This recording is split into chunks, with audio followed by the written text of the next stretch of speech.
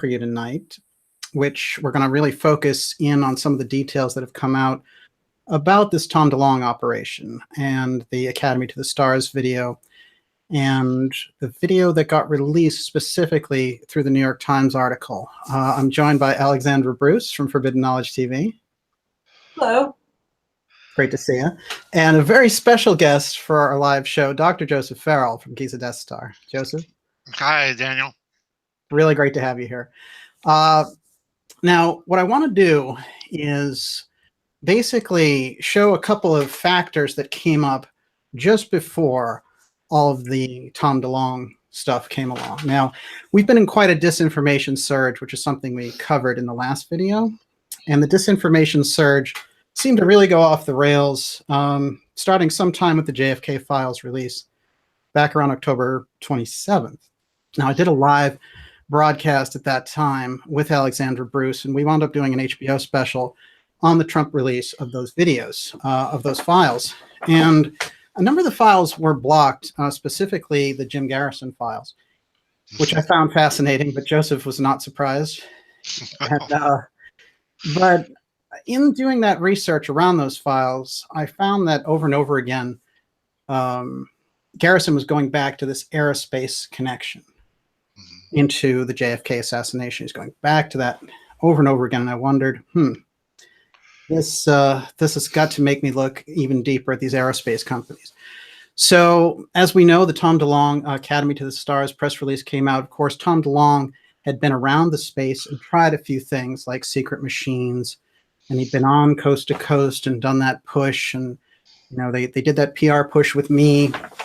And I had done a show in 2016 for Vice that was addressing secret machines and the stuff that Tom DeLonge was talking about.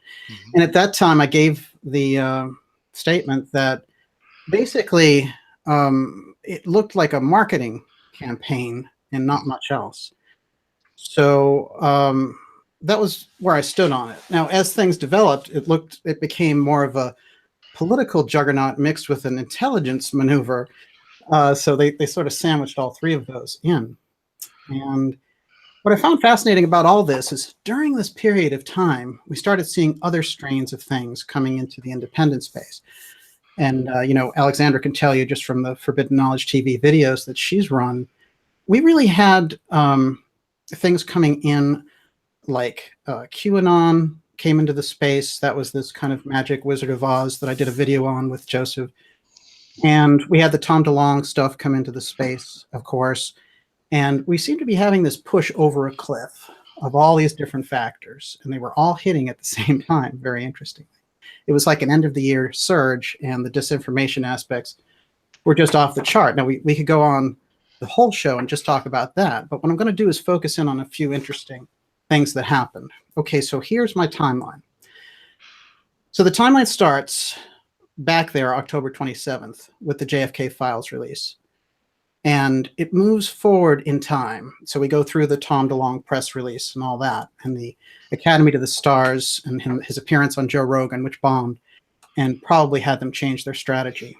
But from there, December 16th was a very interesting date because the New York Times carried this video, and it carried these statements, and Leslie Kean and Ralph Blumenthal put together this article.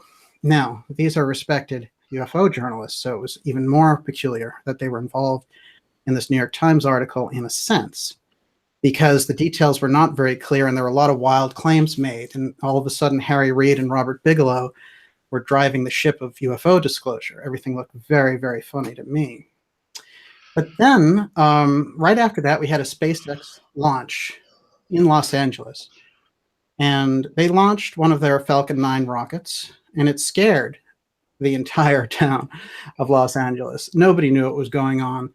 And it was obviously kind of moving off of this UFO New York Times thing. And they were doing this close to the holidays, so they could kind of get away with it because after the holidays, people would forget whatever it was in case things went wrong. That's the way I read it. And what was very fascinating to me was right in this period of time, we had all this talk about this secret satellite that SpaceX was going to put up there called Zuma. And Zuma was a particularly interesting project. First thing about it that was odd they could not disclose the agency that was putting it up. That was kind of a problem. Second thing that was odd, it never made it. Something happened to Zuma along the way that now they're in these space subcommittees on the Intel side saying, what happened? And it's a $9 billion price tag for the taxpayer. SpaceX takes no responsibility because they just got it up there. And then we have this sort of thing tumbling into orbit. Now, on January 16th, we get the strange meteor in Michigan, which lights up the night sky. On this one, I want to show this comparison here that I put together. And by the way, we are going to be taking questions on this later, so we'll get a lot of different material in. But first things first, okay, this, if everyone can see it, is the shot of the Falcon 9 rocket that SpaceX launched over Los Angeles after Tom DeLonge's announcement. This is another shot of that. Mm-hmm. And, you know, it makes quite a visual display coming on the heels of that. And so I'm thinking, Zuma, okay. Then let's take a good look at this. This is the meteor strike in Michigan. And this is that meteor, quote, meteor before it hit. Somebody shot it along the highway. Now, I went and did some research. What was starting to bother me was the name. I understood we had a secret satellite. I understood the $9 billion. I understood what they said happened to it. And I understood this thread of links going in from the DeLonge operation, through the space satellite, through these different things that were happening, now a meteor. So I started to wonder, well, one thing we have on this is the name. So let's work with the name for a minute. The name was very interesting. Zuma is the president of South Africa. And in South Africa, I was learning things about the NASA that they have in South Africa called SANSA, which they want to do their own missions to the moon. They have all these things happening. They're very much on the ground a partner with the US. In fact, I found out that the employees have to have US security clearances there on the ground with the network that they're running. So we're looking at a very coordinated situation between the US and South Africa. Now, as I went deeper into it, I found that there was quite a wave of sightings of UFOs in South Africa in December and early January. And if we go into the history of that area, we get a lot of different sightings, of course. There's quite a legend about a crashed saucer that took place in the late 1990s where we had to negotiate with the government to get it. But beyond that, there was also that really kind of wild affair at the aerial school in Zimbabwe, which is close by. And that one, John Mack, actually, Professor John Mack went and interviewed a number of 40 different children who had experienced this close encounter with these craft and actually beings coming out. So certainly a lot of activity around this area. So that started to get my attention too. So then I said, we've got to find something on Zuma himself. It has to be something more to meet the eye with him that would relate to this. And I found out that he was rolled into a few odd positions along the way to becoming president of South Africa. One of them was being in charge of intelligence in Zambia and also being in charge of underground structures, which I can't wait to get into that with you, Joseph. But his most interesting accolade from the past was that he was involved with this huge arms deal, one of the biggest ever in Africa. And there were so many corruption trials that came out of this. And actually, when he was deputy president, they threw him out because they said, you're just all over the corruption that happened here. Now, interestingly enough, he was involved with drafting that, and he made a statement all about it. And the program itself was called the Strategic Defense Initiative. Now, we know another SDI, certainly, and that is President Reagan's SDI, Star Wars from the 1980s.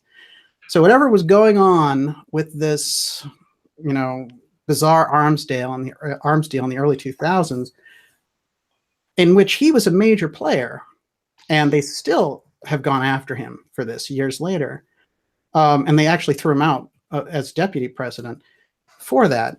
He was using the exact title that Reagan had used for Star Wars. So that bothered me a lot. And as I got deeper and deeper into it, I found other things that give us a much better picture of what's happening in the last 3 months. And Zuma is certainly involved. And the satellite itself, which is under subcommittee for intel on the space side right now. And when they come forward to talk about it, they say it's so significant to NASA that we can't talk about it in open session. And we can't identify the wing of the government that put it in space. And according to them, they can't get a hold of it. It's gone. Now, interestingly enough, it disappeared before we got this major Michigan meteorite. These things will take us into the Tom DeLonge story, I think, nicely. But Joseph, right off the bat, how are you feeling about Zuma? Well, it's funny that you mentioned all this information about the president of South Africa. I didn't know all that. I put a link up in the chat room for you regarding the Zuma satellite. That I saw an article at Mysterious Universe, and it's actually titled "Mysterious Knights Templar Spy Satellite Launched." And it has allegedly, I have not had time to research any of this. I didn't know what you were going to be talking about. It has the mission patch of the satellite in this article. At the top of the mission patch, it reads, Mali nunquam prevalebunt, evil shall not prevail. And the actual mission patch itself shows a dragon in the background with a knight in full suit of armor, bearing a shield with two griffins. And rather than the Templar cross on his shield, there is a red fleur-de-lis, okay, which to me is extremely interesting that they would put that as a symbol. And of course, the knight is slaying the dragon. And of course, you get all sorts of speculations about what all of this symbolism might mean. It is an unusual patch for a spy satellite. But let's go to South Africa, because you're mentioning so much stuff here that has some tie-ins to details that have emerged over the years about strange goings-on in Africa. Let's go all the way back to President Carter.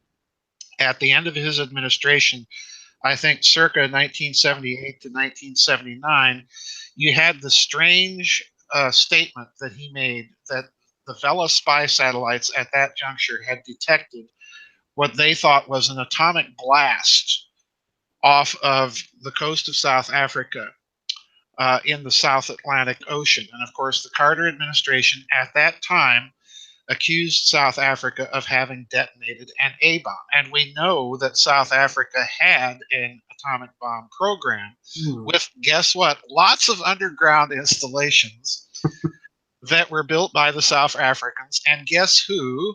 West Germany. Oh, yeah. Now we're getting somewhere. And a book was published. I actually have this book in my library. It was published by the New York Times back in 1979 or 80, I think it was, called The Nuclear Axis. And then the subtitle was The Secret Nuclear Collaboration Between West Germany, South Africa, and Israel. Oh. Yeah. And, you know, it goes into elaborate detail about where South Africa and Israel were getting their nuclear technology. Well, they were getting it, you know, from West Germany, which is, if you do a little research into the German nuclear program, you discover they're behind all sorts of nuclear proliferation. Yes. But what really gets me here is that Zuma is talking about strategic defense initiatives. You're talking about the private space corporation launch of a spy satellite, which suggests to me that the spy satellite itself isn't really a government satellite. It may be a corporate spy satellite, being launched for some consortium we don't know. But the interesting thing, the reason I mention this is that Africa is the home to another very, very secret venture that Mikhail Gorbachev, right before he was ousted, began to talk about. Pravda began to talk about this. Sputnik began to talk about it right before the collapse of the Soviet Union. In the Congo, there was a very, very large 250,000 square mile secret preserve that was being run by a company called OTRAG, okay, OTRAG. And I've mentioned this in a few of my books. OTRAG was a private consortium, a private company that was being set up to create cheap heavy lift launch vehicles. And the name of the company, OTRAG, stands for Orbital Transport Raketen Aktiengesellschaft. In other words, we're back to Germany again. Yeah. Uh-oh. And Gorbachev accused the Germans of running essentially a private Area 51 in the Congo, making biological weapons, making cruise missiles, making all sorts of advanced technologies. And here's the clincher. This one's a real bombshell. If you recall from my book, Roswell and the Reich, I talk about the fellow by the name of Dr. Kurt Davis. Okay, yes. I've talked about him several times. This was the Nazi scientist that was actually in charge of Cape Canaveral. He was the senior flight administrator during the Apollo moon launches. Now, Dr. Davis was not a rocket scientist at all. He was a plasma physicist, folks. And he additionally, if you dig into him, when he retired at NASA, prior to his retirement for the last few years of his life, he was in charge of NASA's UFO desk. He was the one, in other words, that was receiving all of NASA's UFO reports. Wow. And in addition to this, when he retires, he becomes a member of the board of, guess what? OTRAG.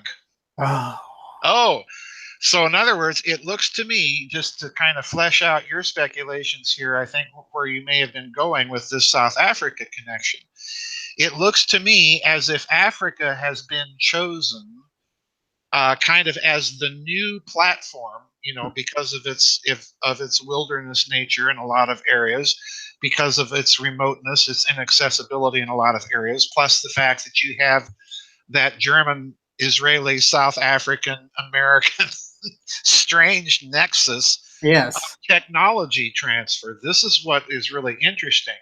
And now, of course, you've got people like Elon Musk, SpaceX, and so on, privatizing space and launching spy satellites. So it looks to me, again, like what Catherine Fitz has said, we're watching the transformation of a government program into a private program. We're watching the shift of assets out of the public sphere of government and into the private sphere of corporations.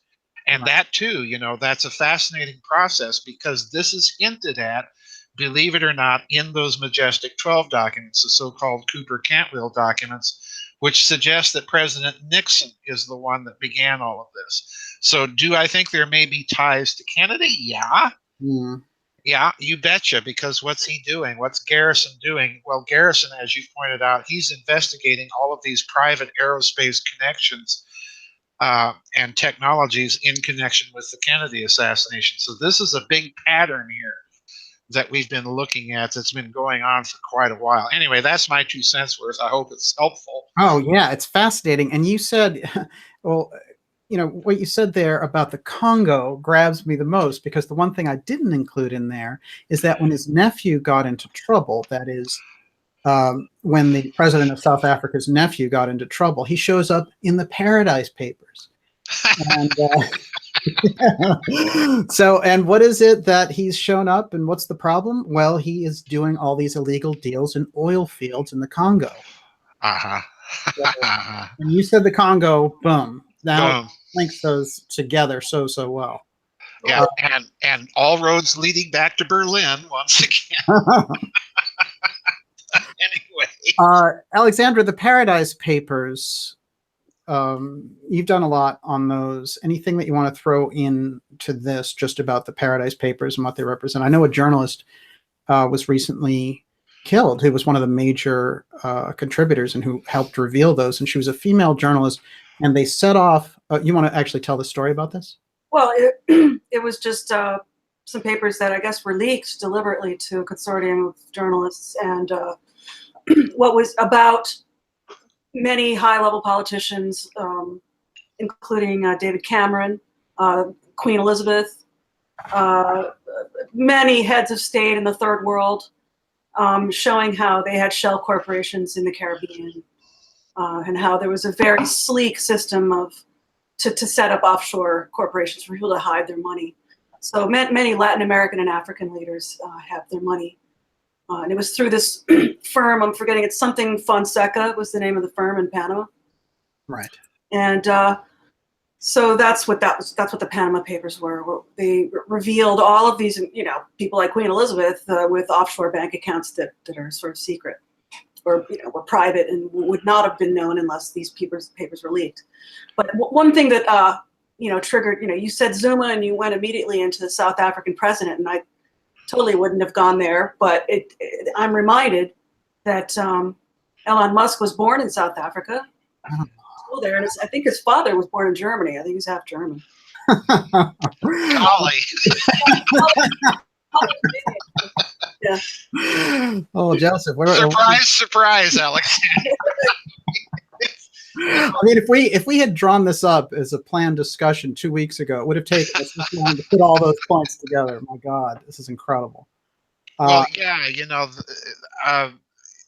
Elon Musk is obviously South African. I didn't realize his father was German, but again, this fits the pattern that I've uncovered as well, Alexandra, that there's some sort of very strange nexus going on in Africa with all of this advanced technology, and the United States now moving a lot of its military resources into CENTCOM and the African command structure. So yeah, we're looking at something.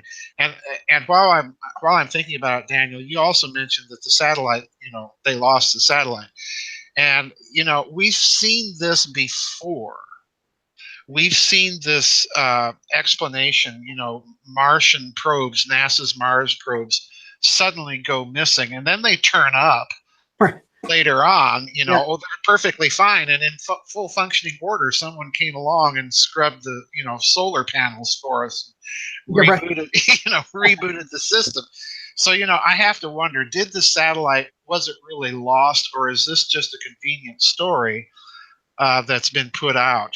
Is it still functioning, and if so, who's really in control of it? And given all these strange connections that we've been mentioning, I have to hold open the possibility that the satellite may have been launched. It may still be active. It may have been stolen.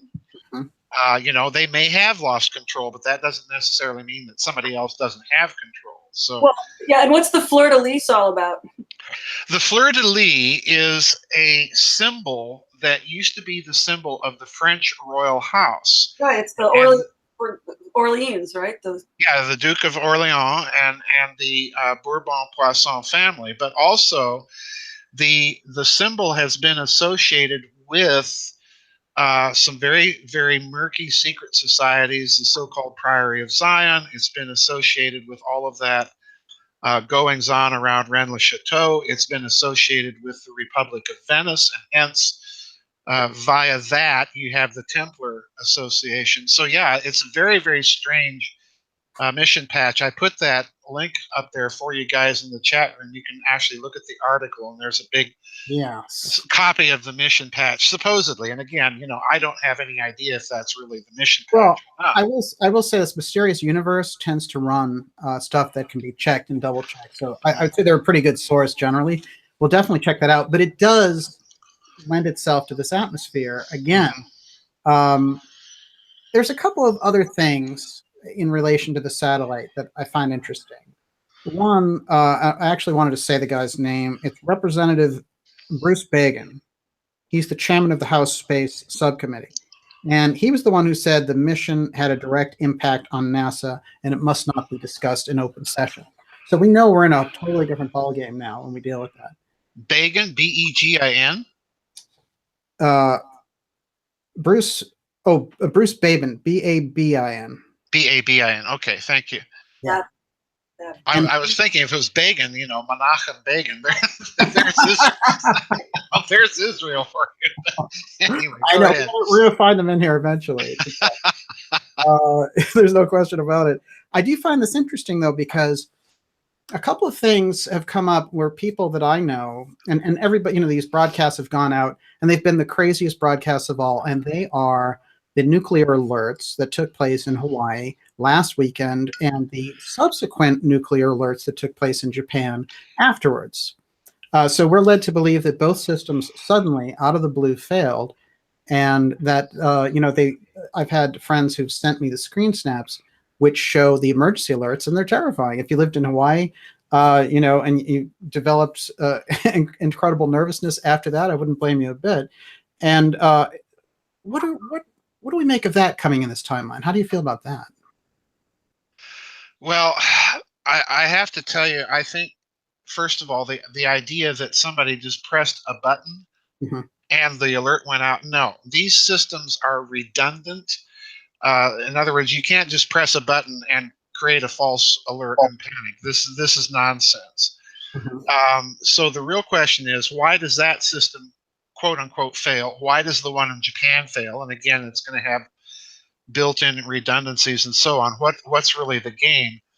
And part of me wants to view it as part of this whole marketing scheme pattern that we see going on. And at the same time, I've seen stories on the internet, I can't verify whether these are true or not, that, what that did was it triggered a data dump. And, all of those emails and so on, Hillary's emails, supposedly the Clintons and Huma Abedin were in Hawaii during that alert. I have no idea if that's true or not. I understand that Huma was. I don't know if Hillary was, but that is interesting. And it's a great point, actually. Yeah, well, if that's a data dump, it may be unconnected to the space scenario, and it may be connected to the Clinton, the Clinton thing. I have no idea. The problem with that scenario is, what about Japan? What's going on there? And part of me thinks that we also might be looking, Daniel, at some sort of covert warfare going on, where the various sides at work for global domination are playing with each other's systems, trying to find weak points and so on and so forth. That wouldn't surprise me either. So yeah, I hold open the possibility that it's connected to any or perhaps even all the above. Well, I'm going to throw in one last very odd connection to Hawaii and Japan, and I'm going to link the JFK document dump through the Delonge story, through the SpaceX rocket story, through the nuclear alerts. Are you ready? I'm ready. Those who've researched the Kennedy assassination deeply know that the entire cabinet was on their way to Asia. They were on their way to Japan for a major summit, and they were actually going to give a series of talks. And but in fact, when the assassination occurred, they were all in Hawaii.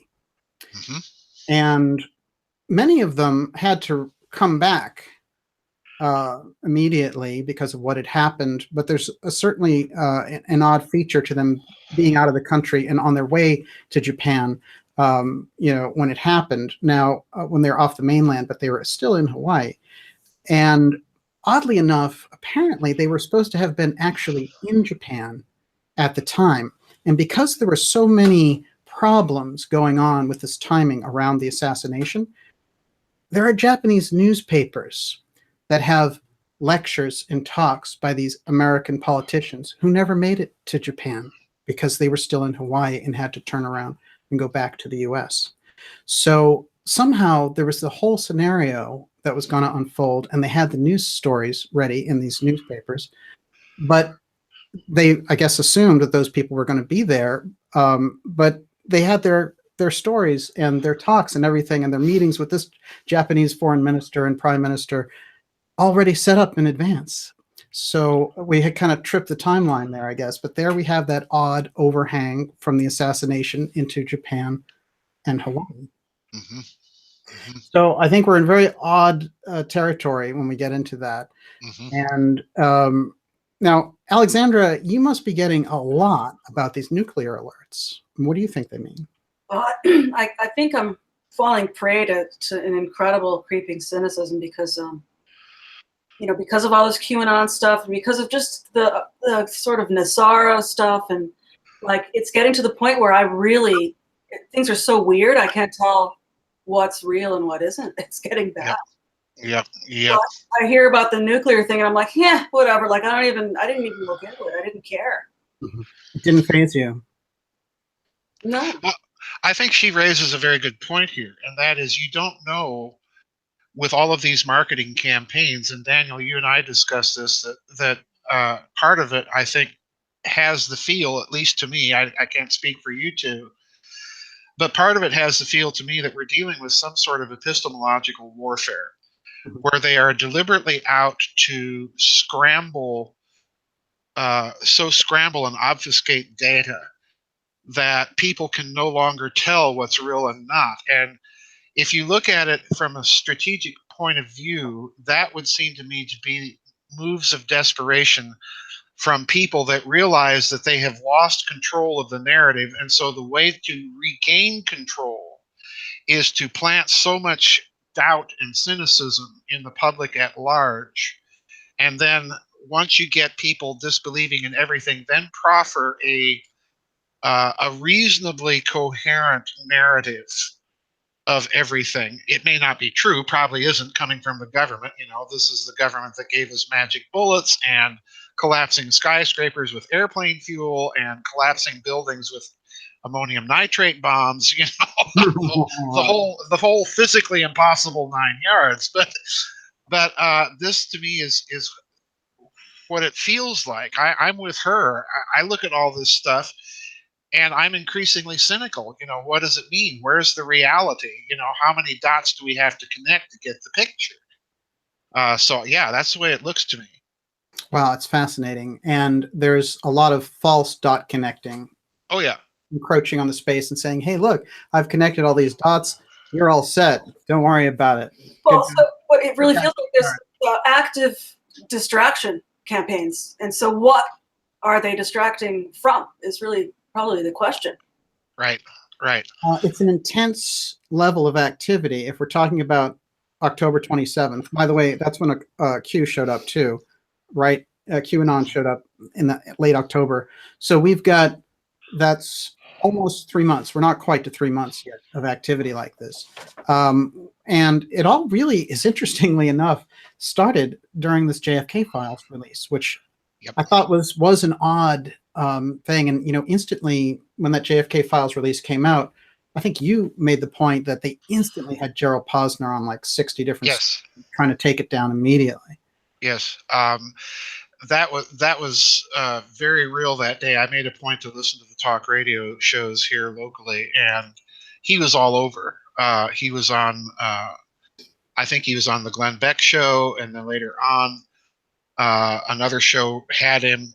One host was responding to it, but yeah, there was an attempt to control the narrative even then, and Posner came out and basically said, Daniel, well, the documents aren't going to show anything. All the conspirators' theories are going to be proven wrong. The Warren report is true, blah, blah, blah. And of course, the documents did anything but prove it. Right, yeah. Prove any of that. Yeah. No, they showed that the mayor of Dallas was a CIA asset. I mean, right. Instantly, right off the bat, we knew things were getting strange. And we moved into this unusual November, and we had this Tom DeLonge push. Now, let's start with the video that you ran today on Forbidden Knowledge TV, Alexandra. Tell us what it is. Of course, we discussed it and looked at it last night. Tell us what it is and tell us what it shows. Well, anyone who looked at that, the video that Tom DeLonge released, I think Joe Rogan said if I went to a movie theater and they showed me that, I'd ask for my money back. Right. So It's some of the worst UFO footage in history. Right. So, and why does it look fake? What makes it look fake?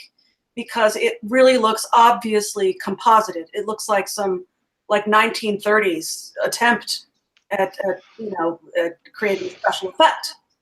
You have this sort of flat object that seems to be married with a background, and it doesn't seem to be a 3D object. It looks like a flat object.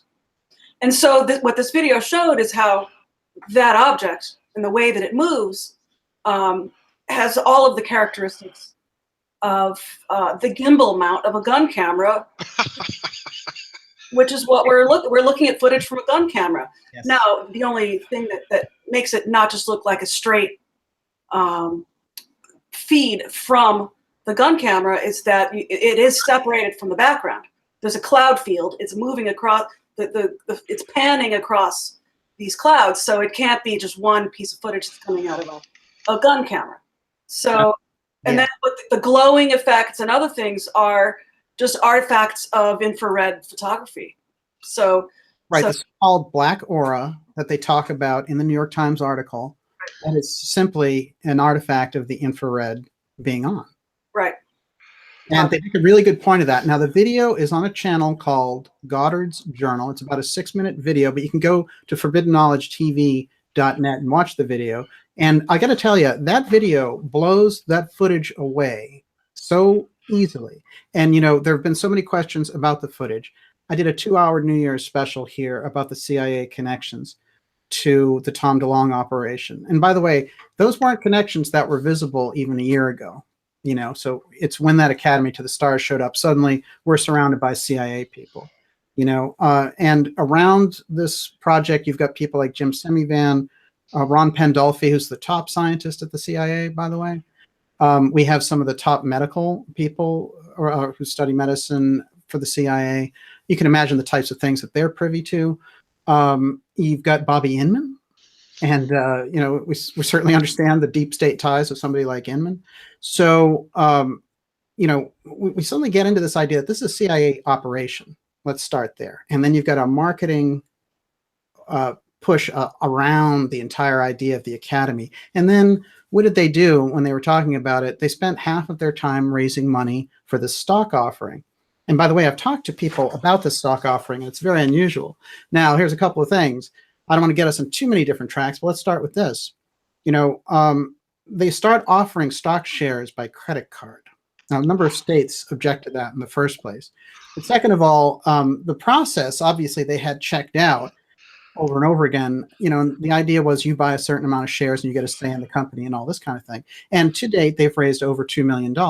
But they're talking about launching vehicles with Lockheed Martin and all this stuff that we know would cost many billions of dollars. So obviously the point is not to raise billions of dollars. I mean, they might want to anyway, but this is not what it appears to be. The point is around the video and the New York Times participation. Here's what we have. The New York Times, Harry Reid, former Senate Majority Leader and Senator of Nevada, who was the senator for Area 51, knows how to deal with secrecy very well. Was on the Gaming Commission. What kind of secrets do you have to keep on your way up? So I can talk to that. Joseph, you worked in a casino. I worked in a casino as a floor manager, so yeah, I know that routine very, very well. So when we're seeing people like that, and then we see Robert Bigelow Aerospace, which is basically like it's another company like SpaceX that's coming into that space that Catherine Fitz was telling us about.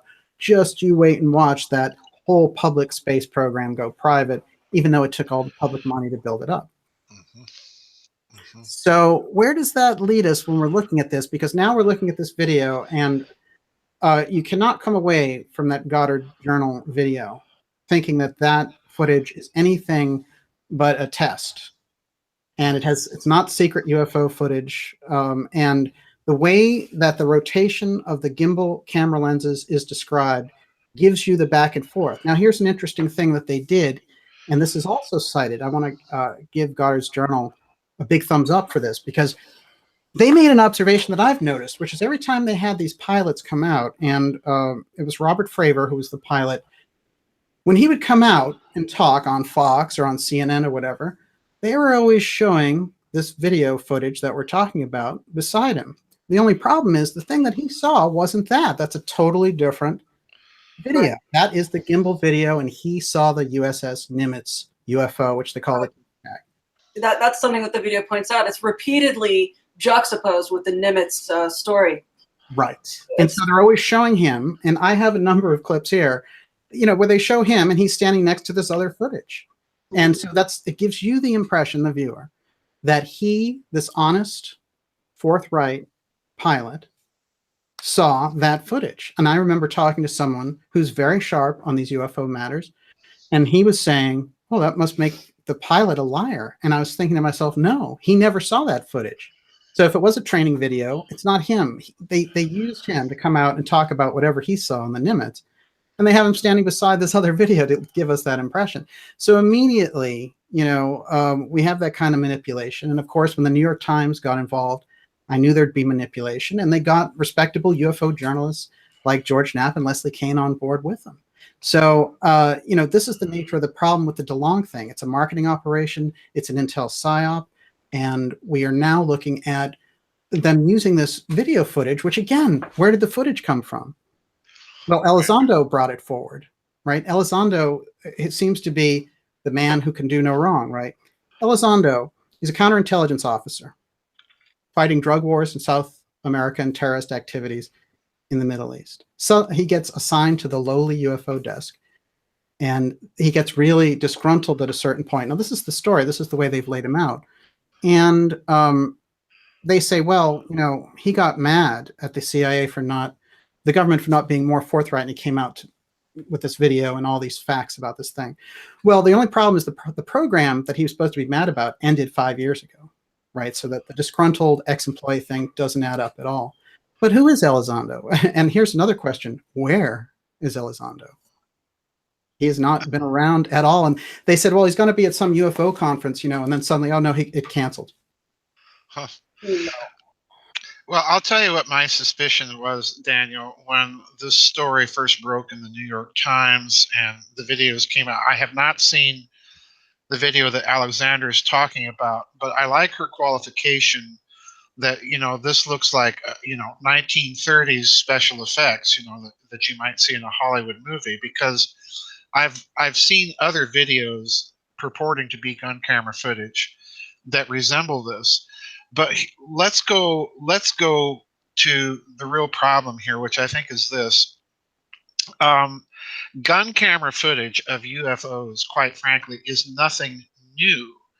If you're familiar with the field of ufology, the late Colonel Wendell Stevens, for many, many years, was associated. He had worked on gun camera footage after World War II, gun camera footage in B-29s from Alaska and so on. He had assembled a humongous library of pictures of UFOs that were taken by pilots from all over the world, both military and civilian.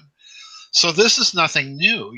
This is what I can't understand, is the hype around the New York Times, Tom DeLonge, and these gun camera footage videos. The only thing that strikes me as significant about it is that, yeah, you have, for the first time in a major media outlet like the Times, an admission by people in the government that, yeah, we were tracking UFOs. But even there, the context robs you of all the joy, because the context is, okay, it's former Senator Harry Reid set up this program a few years ago. Well, nonsense. This program has been going on, as we know, right, since the end of the Second World War. So, to me, this is not only a marketing campaign. And I go back to your insights here. I think you're absolutely fundamentally correct on this. It's not only a marketing campaign, but given all of the intelligence apparatus and personnel that you see kind of hovering on the fringes of it, it looks to me kind of like a limited hangout position more than anything else. This is something that they've concocted to regain control of the narrative through creating the cynicism that Alexandra mentioned earlier and regain control of it that way. You know, okay, yeah, we've admitted it. Now we can be trusted. Here we go. Right. Yes, absolutely. Well, it is fascinating because when we see characters like former deputy director of the CIA, Bobby Inman, and we see characters like Jim Semivan and Ron Pandolfi, all major CIA figures, what does that tell us? Exactly. Well, the other thing about Inman is we have to look at his connections, because Inman is not only a former deputy director of the CIA, he's the former director of ONI, Office of Naval Intelligence. Mhm. And then, of course, he quits these intelligence roles ostensibly, and then goes to work for SAIC, Yeah, oh, yes. which is up to its earlobes in black projects and intelligence and everything else. So, again, Inman, I hate to say it, and I hate to be this cynical, but I have to agree with Alexandra. I'm cynical whenever I see all of these people from the government coming out and revealing stuff to us. Mhm. Like she says, it seems like a distraction. So what are they really distracting us from? Right. Well, how different is this, Alexandra? You recall the Stephen Greer press conferences where he got these people together, the disclosure press conferences of 2003. And they were all high-level military people who had different claims about having been involved with UFOs and so on. And that's one kind of a thing. Now, give me the contrast between that, which happened close to 15 years ago, this, which is just like a marketing project with a CIA puppet in the middle. It was Grant Cameron, the Canadian ufologist, who, and I use that term this time with a lot of respect. I think Grant Cameron has done amazing work. He's doing great stuff on this. On this particular, on the Delonge thing.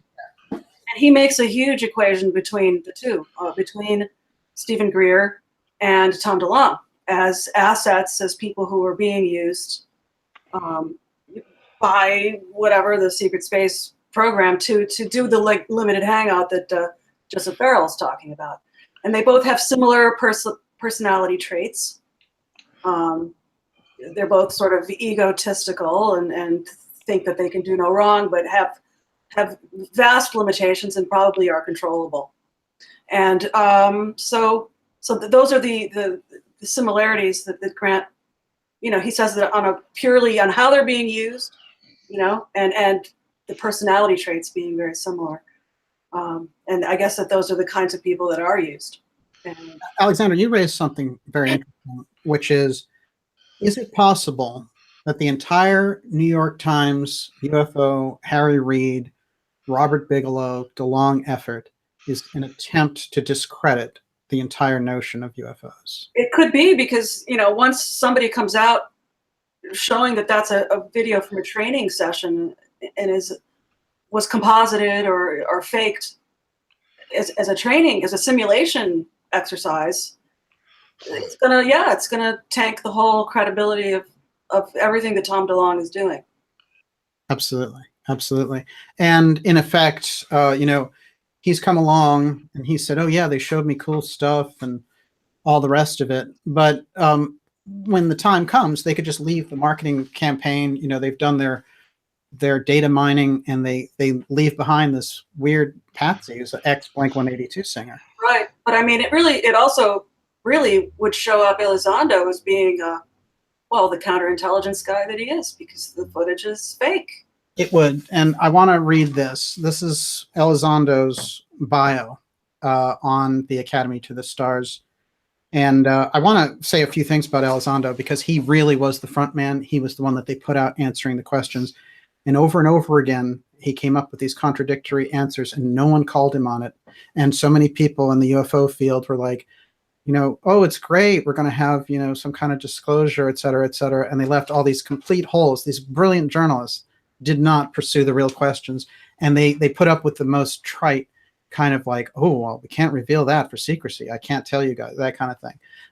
And to the point of ridiculousness, where, and I have great respect for people who are in the field who do this work because it hasn't been very rewarding for them in a number of ways. And when you look at some of the real classic people like Knapp and like Kane, who they have, sucked into this project, you understand, but at the same time, those people have to understand that CIA disclosure is not something that we signed up for. And, we don't want a CIA program, and we don't want them to be bedazzled by the press and the CIA as some kind of intelligence marketing op to get this out there.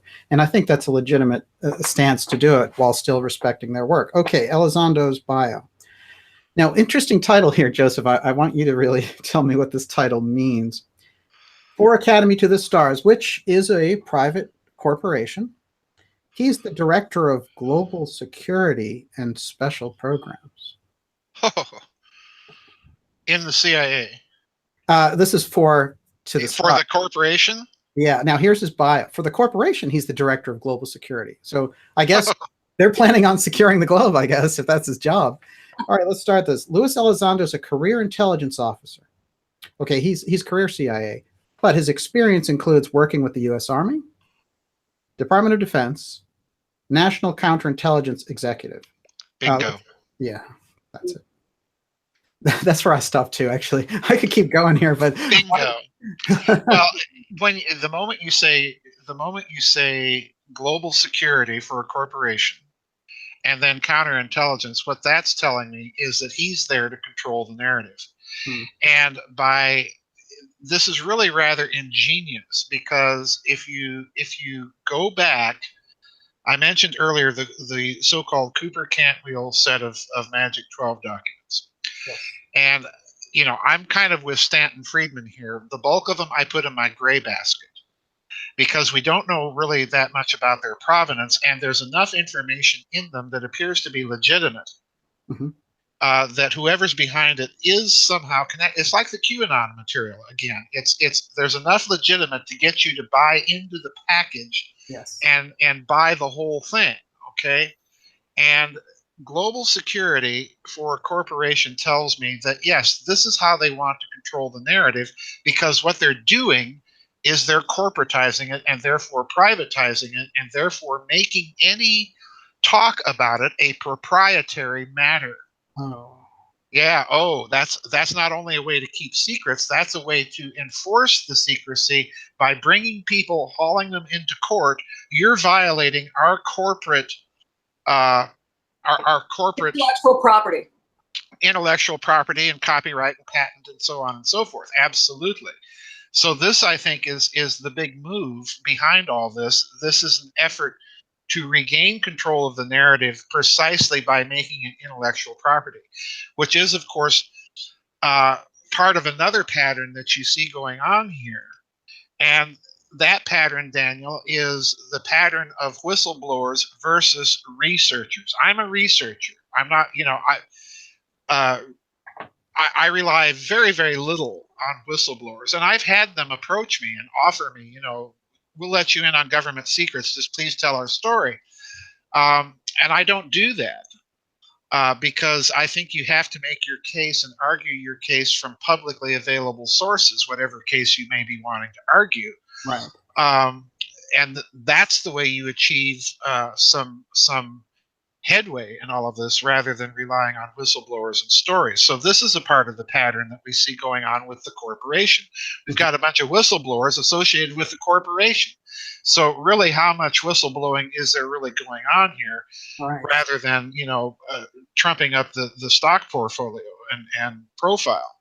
Yes. So that's a part of the program. I think that's a deliberate bit of social engineering that's taking place. So yeah, this is what it's looking like to me, as a big corporately based counterintelligence operation. That I can't see it in any other way. And the timing of it, Daniel, is also what has bothered me. All of this stuff happens after those two secret space program conferences, the one that you hosted in Bastrop and then the one the previous year in San Mateo, California, where the organizers of the conference, when they were in touch with me and Catherine Fitz and some of the other people that eventually ended up speaking at it, we insisted that the same old names not be there.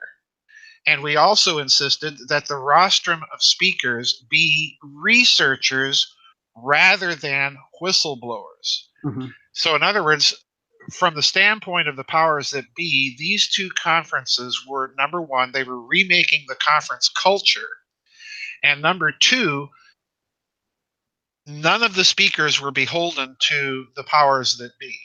So you were getting a really independent look at things, and I think that's why those conferences were so successful.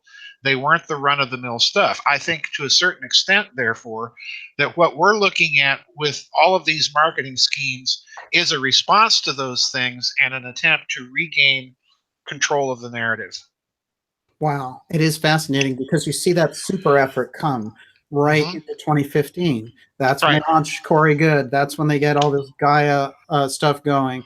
Right. And, it's fascinating, actually, because there were a good deal of people who were pushing for the Gaia crowd to be involved in the 2015 one. That's right. And so with the organization, Global BEM wouldn't go for it. And they took a lot of heat for not doing that. Now, what I found interesting in bringing that up, actually, is what were the main points that were being brought out in those conferences? Well, there's what Catherine Fitz has brought up recently, which is the missing trillions. Right. You talked all about the missing money. You talked about really deep aspects around the space program, really deep aspects around the idea of what we're dealing with when people say something is ET. They're going way beyond the bounds of what they know, and that there's a number of different possibilities that are going on. And a lot of other interesting things too, including the cosmic war stuff. So a whole history there. And we probably had 2014 would be Richard Dillon talking about the breakaway civilization. Right. And then you had the incredible work of Alexandra. You'll remember, it's the scientist who says that we had a nuclear thing happen on Mars.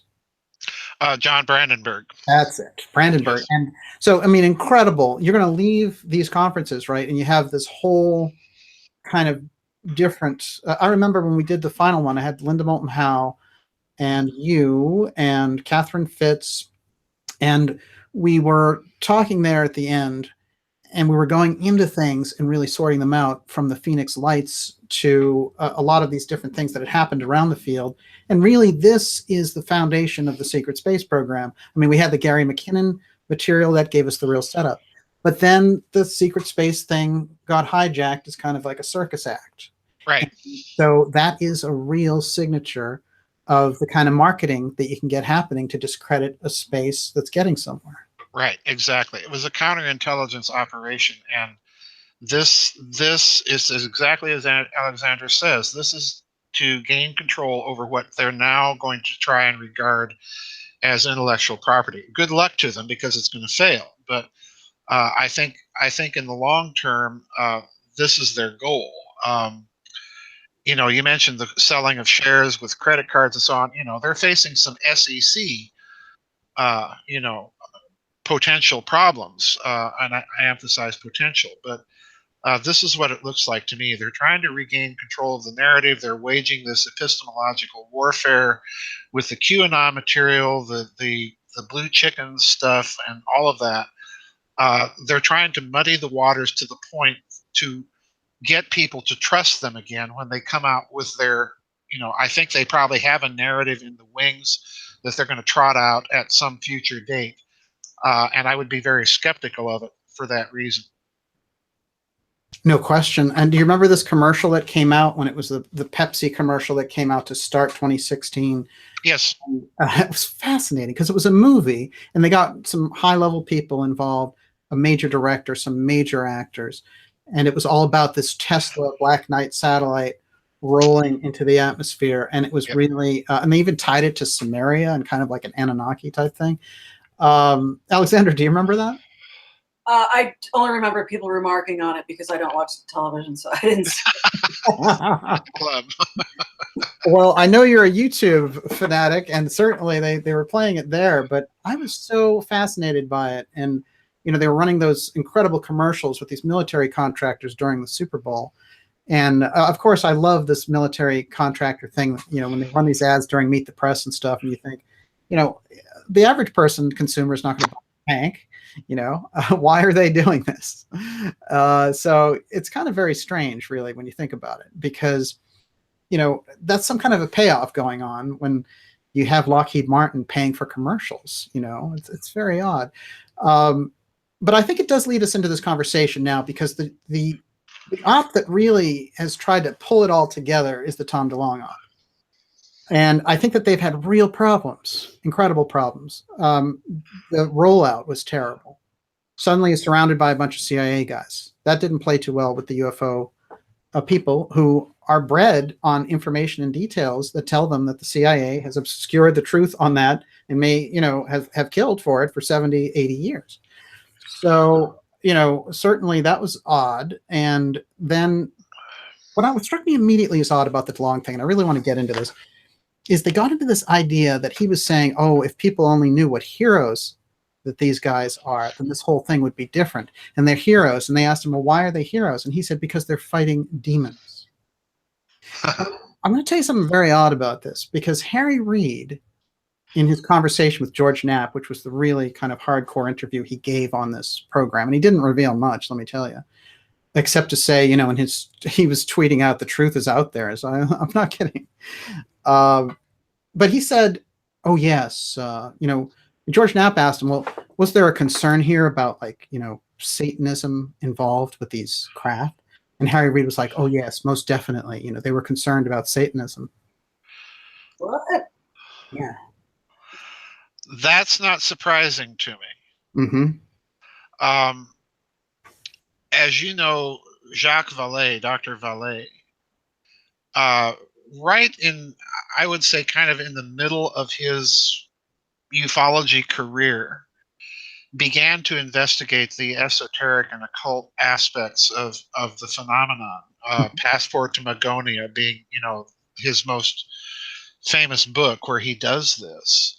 And, you know, there have been academic studies. University of New York did a study of this and even published a book on it about the UFO religion and so on and so forth. So there have been approaches to this. I even suggested it myself, aspects of it in the Bastrop conference.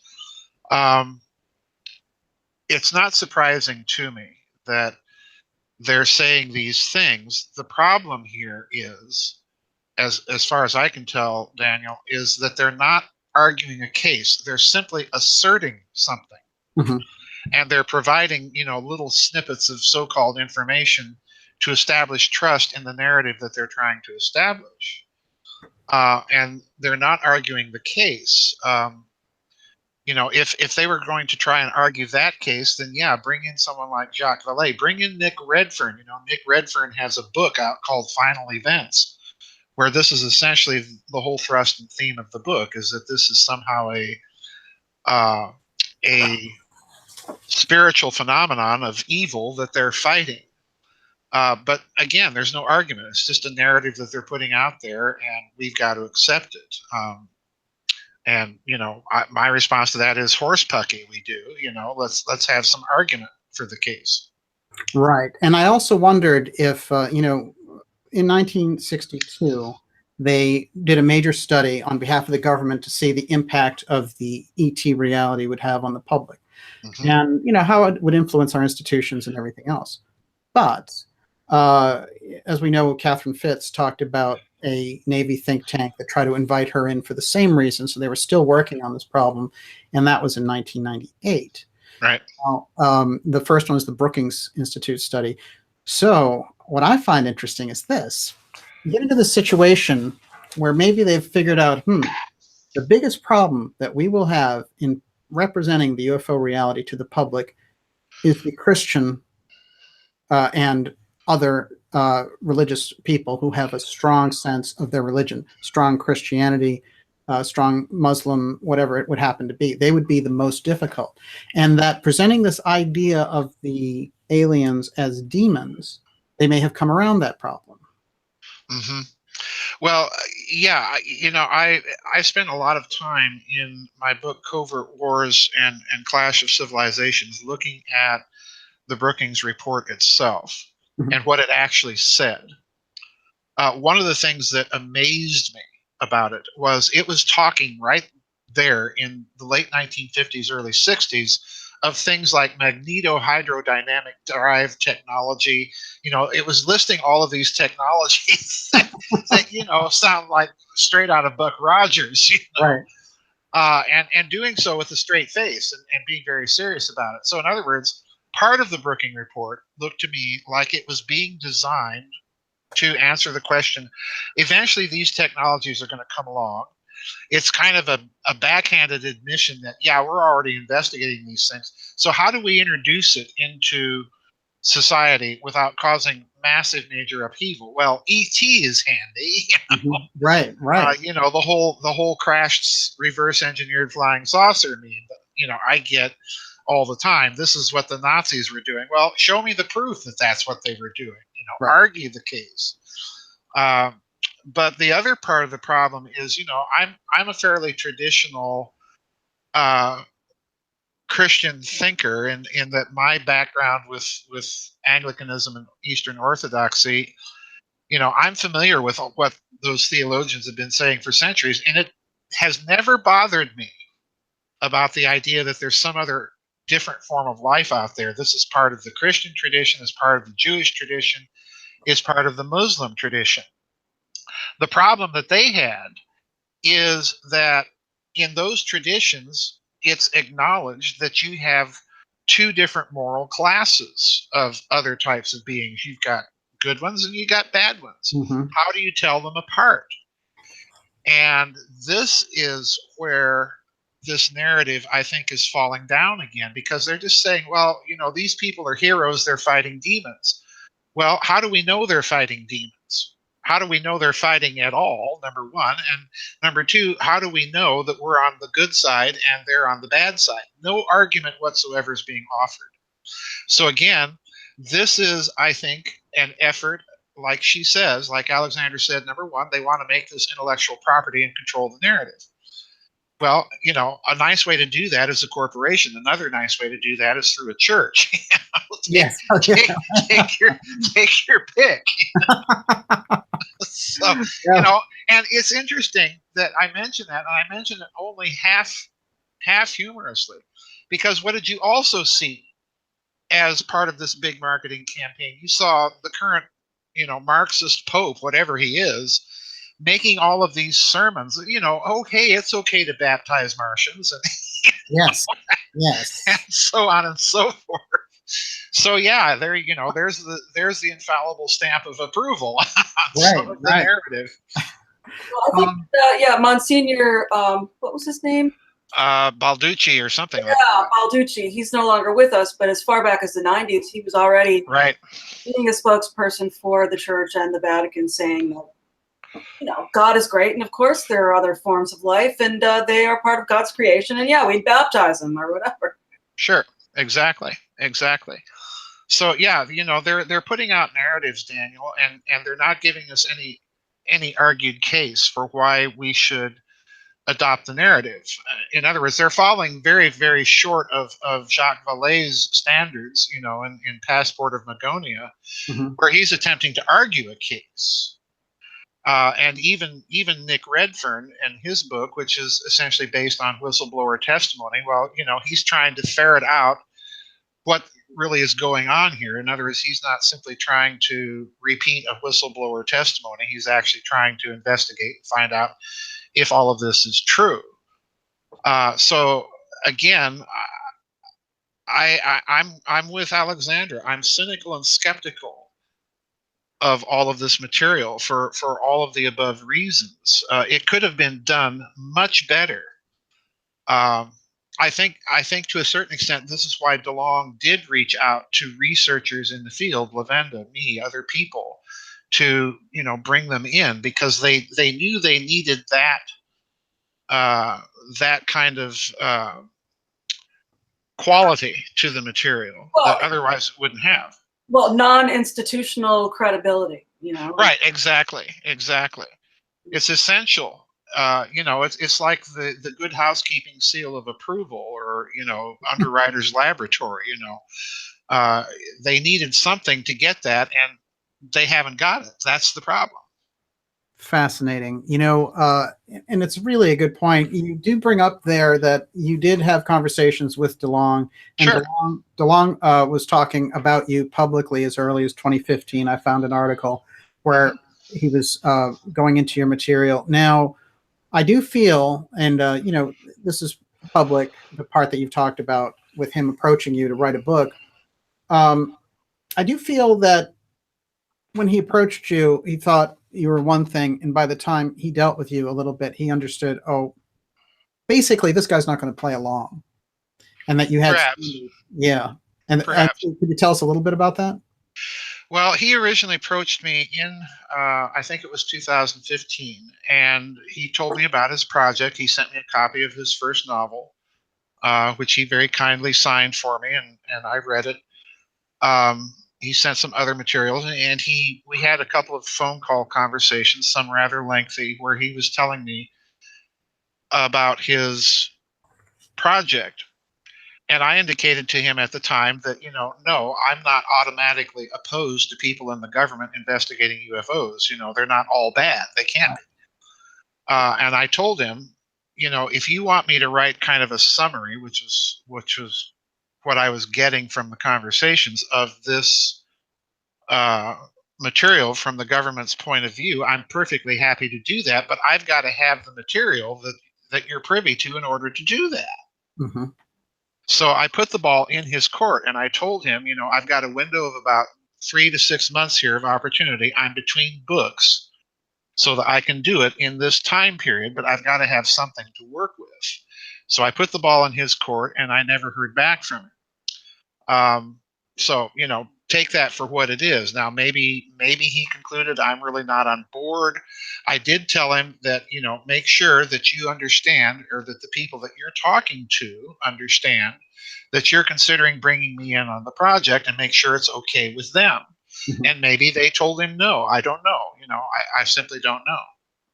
It's fascinating. I always felt it was due to the fact that you weren't worshiping at the Hillary altar. I thought that it might have something to do with it. Well, that may be too. I certainly was not worshiping at the Hillary altar. When Podesta showed up in the middle of all that. Yeah, when he showed up in the middle of the email release, I thought, boy, Farrell, did you dodge the magic bullet on that one? Pristine. Yeah, the pristine magic bullet. Which also turned up in Rudolph Hess, but hey, that's another story. Oh, yes. And I should tell everyone that this incredible book that you have out now is about Rudolph Hess and Antarctica, and it is fascinating. And we have an interview that we're putting together on that, and it will be out by the end of the month. So, oh, cool, excellent. That's something that's really incredible. But I do want to say this in relation to all this, though, because let's say Tom DeLonge comes around and he has some serious money and some serious clout, and he says, "I'm doing this PR thing." And people who would get involved, like Leslie Kean or George Knapp or whoever. I mean, Bigelow probably got Knapp involved, and apparently Harry Reid and Knapp have been friends for years. So they, that's all one big club over there. So he probably just thinks of them as good sources, good friends, whatever. My point is not that, certainly not that the authors have any accountability that, that they somehow are sacrificing their principles. I think what's happening, though, is that they're being lured into this idea that if they're a fly on the wall, and if they'll come in and they'll get this information, and that they'll bring the field further by doing this. And by the way, it pays pretty well too.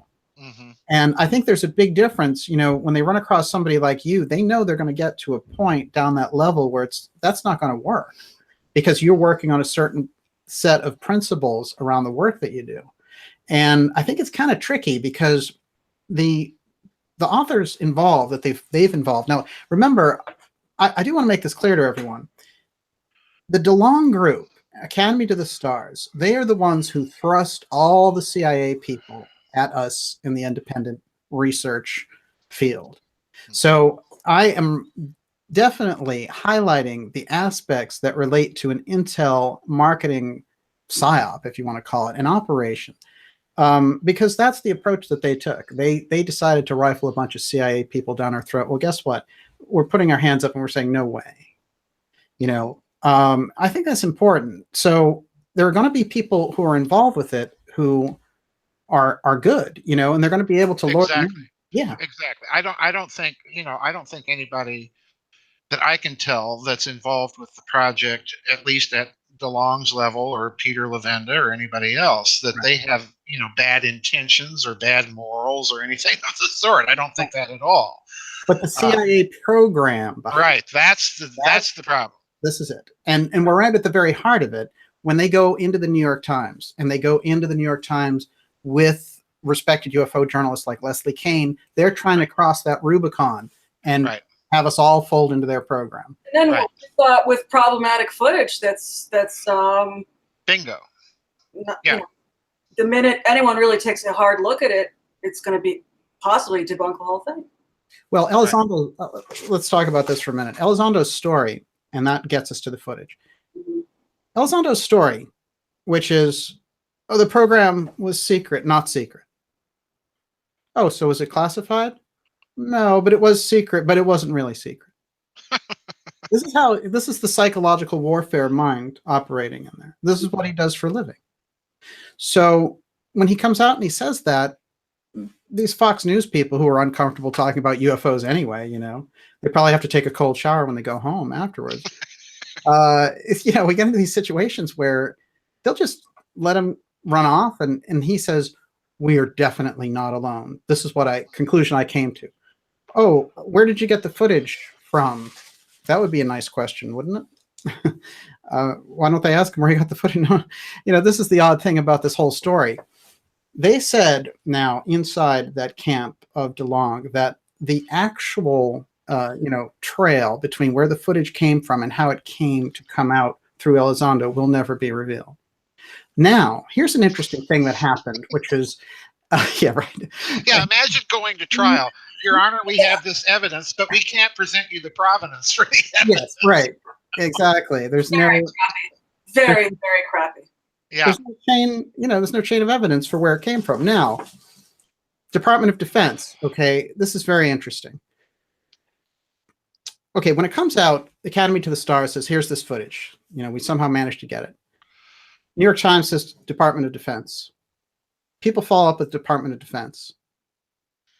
And they say, oh, there was never a program like that. I think you're misunderstanding things. Then it came up, well, how did Elizondo get the footage? It was suggested that it was some kind of a training video that he took with him when he left work. Okay, classified data. All right. So, it gets worse and worse. Elizondo,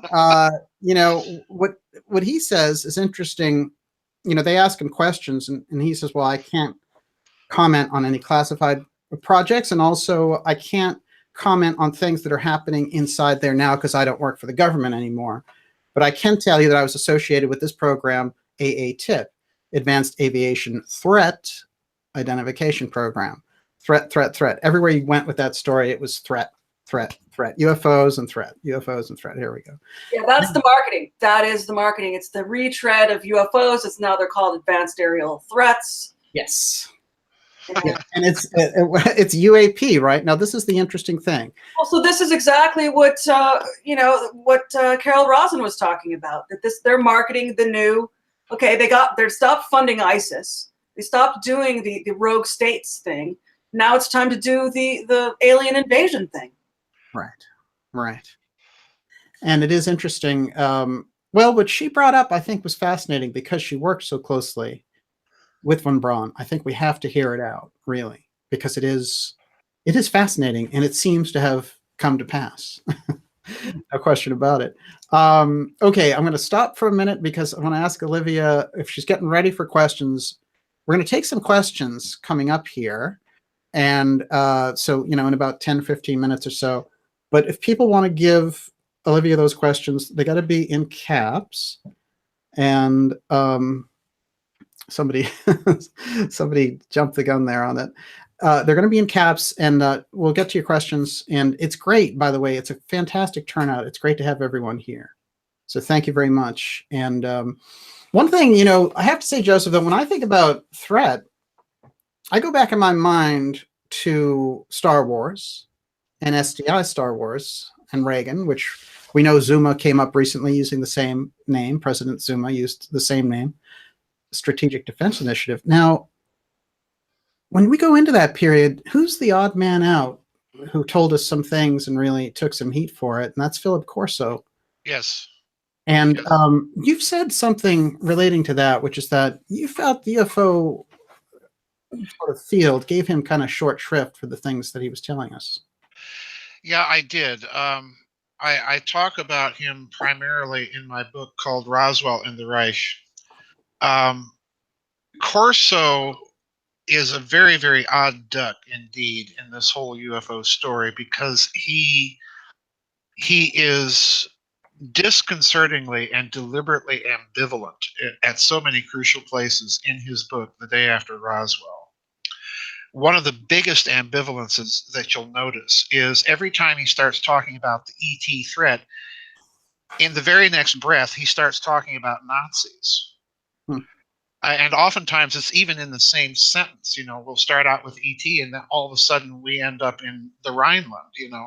It's just very bizarre. But one of the things that he said was that, yeah, we have been in some sort of active covert shooting war with these things, and that by the late 1980s we managed more or less to stalemate them. And he also even went so far as to suggest that the whole policy of mutually assured destruction between the United States and the Soviet Union was really a kind of jointly agreed upon policy, that both sides would make so many hydrogen bombs that if one side was invaded, the other side had the capability, just through sheer numbers of deliverable bombs, to take them out. Which is Wow. which is certainly an interesting spin on the whole scenario. But it's one that you can't, when you really get right down to it, you can't really so easily dismiss. I've, insofar as I've ever thought about the ET question, I'm kind of in the hostile camp. Which brings up Carol Rosen, because she was invited, as you know, to the 2014 Secret Space Program conference, and she actually contacted me and asked me if I thought that she would fit, because so many people there were not in tune with her message. And I said, that is exactly the sort of perspective that we need, to balance things out at that conference. Because again, you have to argue to the position that if there's an ET threat, is it hostile? Is it friendly? Is it both? Is it neither? And people need to be aware of that. So, right. I'm getting a little feedback, Daniel. Yes, I'm sorry about that. Walter Bosley is here. Walter, are you there? I see that. Hey, Walter.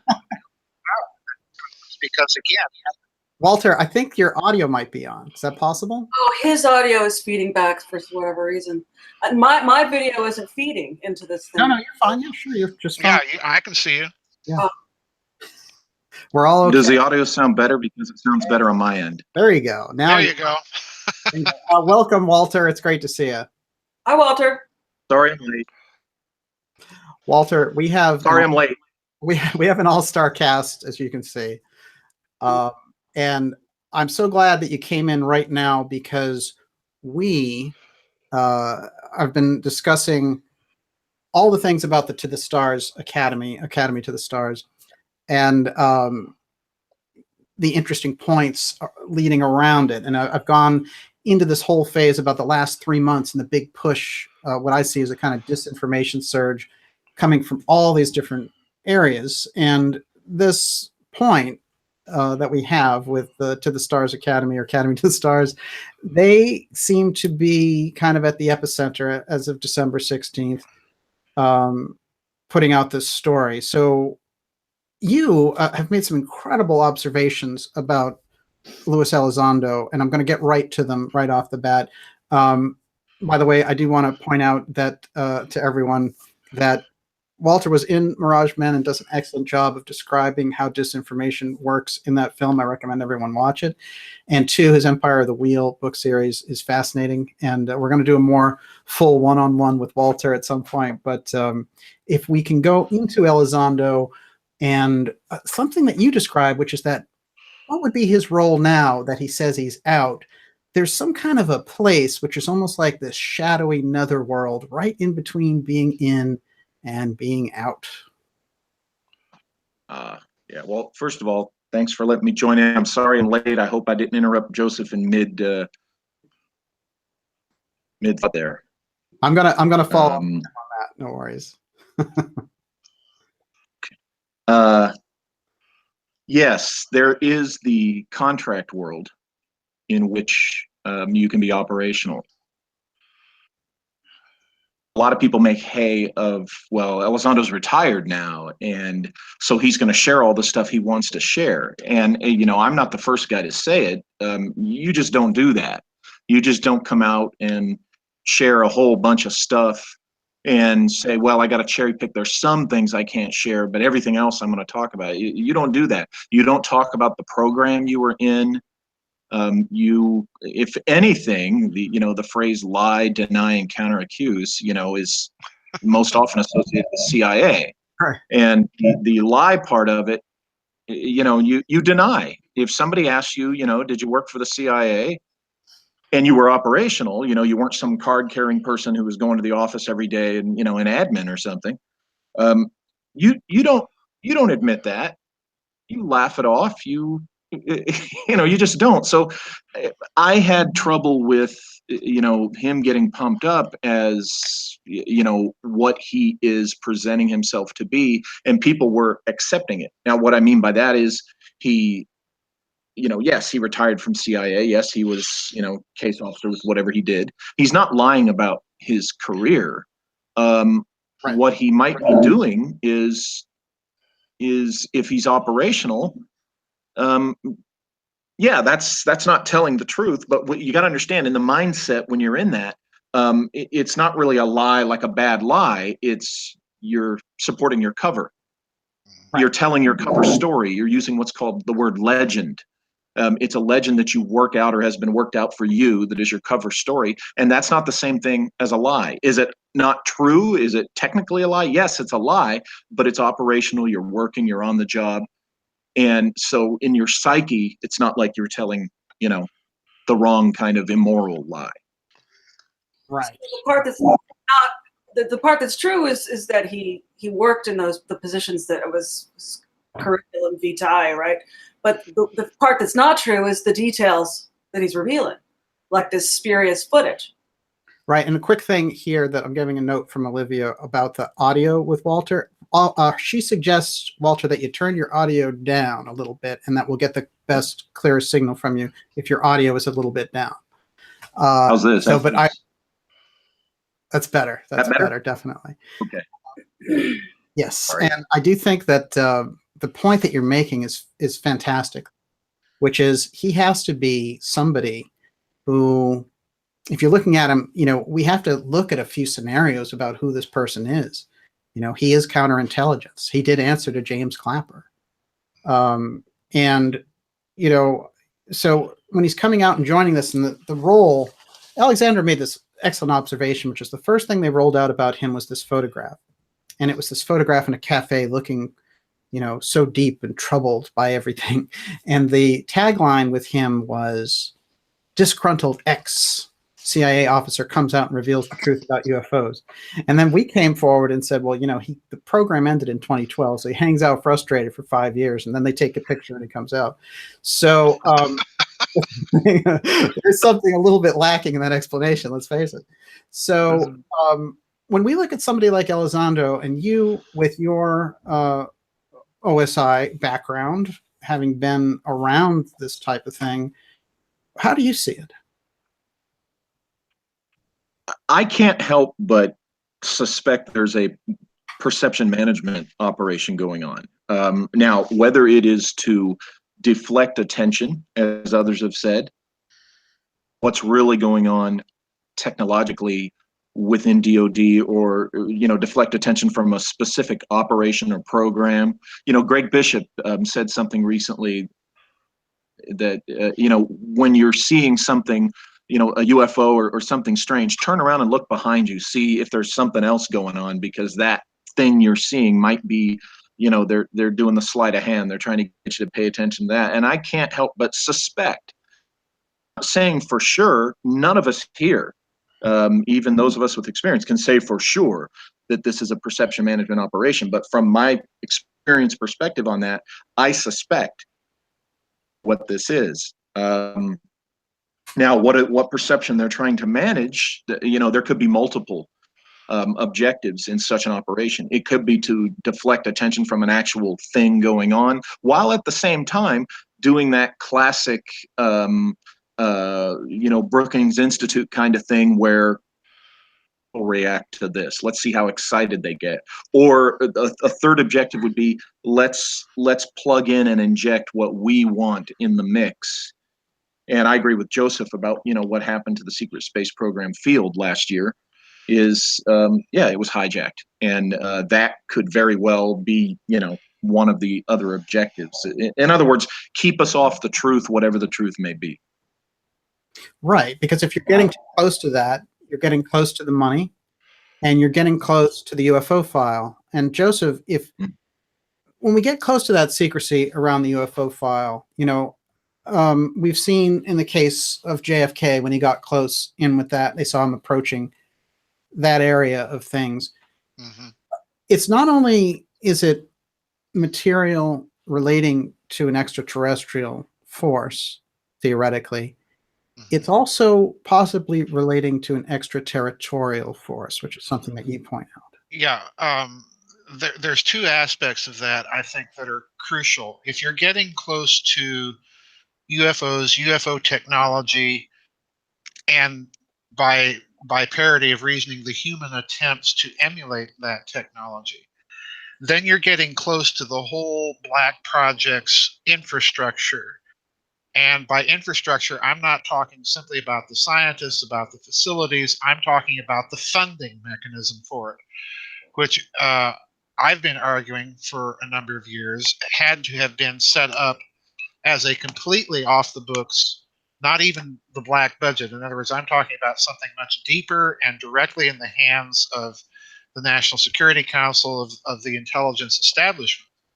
So you're getting close to a funding mechanism that in itself is going to be very revealing should you learn any of the major components of it. And then the other thing I think is a crucial part of all of this, and again, you know, ufology tends to ignore this, but from my standpoint, looking at, and Walter's looked at a similar aspect of this problem, is that you're dealing with a Black Projects world that really is very, very old.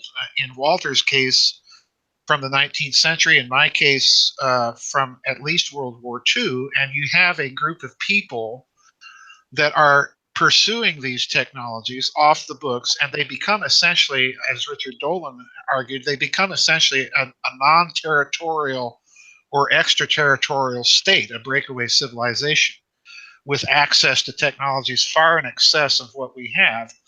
And I think his choice of words there is very accurate and apt, because if you have possession of those types of things, you do constitute yourself as a civilization. In other words, they will affect your policy making decision processes. They will affect the kind of culture that you are in and that you reflect. So you're dealing really kind of with a different culture. So yeah, JFK, I think he comes along partly wittily and partly unwittingly when he threatens to smash the CIA into 1,000 pieces. What he knows in part that he's doing is he's taking aim at this whole operational infrastructure, this whole complex. I don't think he realizes that at the time it's tied into secret finance and some of these other things that he's also wrestling with. He doesn't see that it's all kind of connected. But I do think he was at least partially witting in directing his ire at that structure. Mm-hmm. Wow. It is fascinating. And well, Alexandra, so when we look at it from this perspective of the Black Projects running the show for so long, at least 70 years, is the UFO aspect the missing piece to history then? Well, yeah, and as much as a huge part of what the Black Projects are all about has to do with that, with that issue. And I wanted to ask Walter about this because there's this horrible story that's come out about this family in a suburb of Los Angeles, the Turpin family, where the father worked at Lockheed Martin and at Northrop Grumman, and the children have all been shackled to their beds, and it really sounds like classic MK Ultra, trauma-based mind control that we've heard of that's associated with the CIA and sometimes with maybe these defense contractors. And I was wondering, Walter, what your reflections on this story are, because we've been talking about Northrop Grumman kind of all night around about them. You're right. And the father worked there. How did that strike you, Walter? Well, I don't know yet what specifically their jobs were, where they worked. That would be. Do you guys know? I don't happen to know that. There's no information. I've tried looking online, and this guy seems to have been very good at covering his tracks, so far. See, that's interesting to me that's not easily accessible. Usually they would say something like, an IT tech and his wife, from Lockheed Martin or whatever. They would identify what they do. The fact that that's not jumping out says one of two things to me. Number one, somebody's wanting to protect, Lockheed Martin's reputation, because ostensibly they had nothing to do with this. But then on the other hand, okay, if that's not jumping out, what was this guy doing? Was he some type of engineer? That's all they said. He's an engineer. And Northrop did come out and say, the claims are very troubling to us. We're very upset about these claims. But he hasn't worked there since 2011, so that was a long time ago. But he worked at both of them as an engineer, and that's very interesting. And the fact that it came out after all these years, that the oldest child is 29 and looks like a teenager. And how many? There were 13, right? 13 of them, yeah, 29 to 2 years old. May I interject something here? Go for it. That with respect to her question and all of this wider marketing scheme, this is, I think, a very disturbing story, Alexandra, because it appears to me to be a fundamental contradiction in the narrative that they're trying to sell. The narrative being, as we've discussed, the idea that all these people are heroes and they're fighting demons. Mm-hmm. Well, if you are involved with people that are into things like spirit cooking, I'm referring to the Podesta emails. How is it then that we find this activity perhaps as a pattern associated with some of these deep black projects, and I'm thinking all the way back to the allegations about Dulce, which is a story I don't subscribe to, but those allegations have been out there as a kind of a meme in the ufology community. Well, how can we then qualify these people as heroes if we see this pattern out there, number one, and number two, how can we qualify them as heroes when we're involved with people who have some pretty shady allegations about them, that emerged during the last election season? This is a part of the narrative that makes no sense to me. Yeah. It's as if they're trying to whitewash all of that. Right, absolutely. Well, interesting. I want to pop in. Northrop Grumman was the company that was working with SpaceX when they lost. Right, they made the satellite. Northrop Grumman made the satellite. That's why I brought it up. I mean, we've been talking about Northrop all night, basically. And even there, Alexandra, that story puts yet another kind of peculiar spin on that patch that I found over at Mysterious Universe connected to that satellite. So yeah, it's getting dodgy. But Joseph, you one thing that you shine a great light on is that the space program itself seemed to go black in the early 70s. Yeah. And now that they're coming out with these private space ventures and so on, have they rounded a curve on something, on the technology, on the relations, on the force fields, on the quarantine, whatever it happens to be? Have they figured something out that now they can move forward And That's the way it looks to me, and I'm glad you asked that question because at Bastrop, you'll recall, my first presentation was about the Tower of Babel moment, the quarantine zone, what I call the Versailles template of cosmic relations, and et cetera, blah blah blah. And if you look at what's been happening in terms of this vast marketing campaign, I'm not talking simply about Tom DeLonge or the Blue Chickens, all of that nonsense. I'm also talking about the stories that we've been following and tracking over, say, the last decade. Lockheed Martin announces it's got a fusion reactor that can fit on the back of a truck, things like this. You're right. The EM drive at NASA, DARPA, all of a sudden, a few years ago, 3 or 4 years ago, came out. DARPA, I like to call it the Diabolically Apocalyptic Research Projects Agency. Well, that's a mouthful. It's right on. That's actually a website member of mine's suggestion. It was his idea. But anyway, DARPA came out a few years ago with the announcement that we want the United States to be warp capable in a century. That's 3 or 4 generations away from us, folks. They're talking Star Trek. And then, following DARPA's announcement, NASA, Dr. Harold White at NASA is heading their proof of concept project because he's the scientist that reworked all the mathematics of Miguel Alcubierre, the physicist that published the equations for warp drive back in the late 1990s. And he reworked the equations and said, no, we don't need a mass energy conversion the size of the planet Jupiter. It's much smaller. Okay. In other words, it's within the range of projected human feasible accomplishment. Yeah. So in other words, we're watching this kind of gradual trickle of information coming out. And again, I'm going back to the Brookings report. They were talking about all of these technologies decades ago, and what happens when we get them? Yes. How are we going to roll them out? Right. And I think the easiest way to roll them out, number one, is do so under the guise of an ET threat.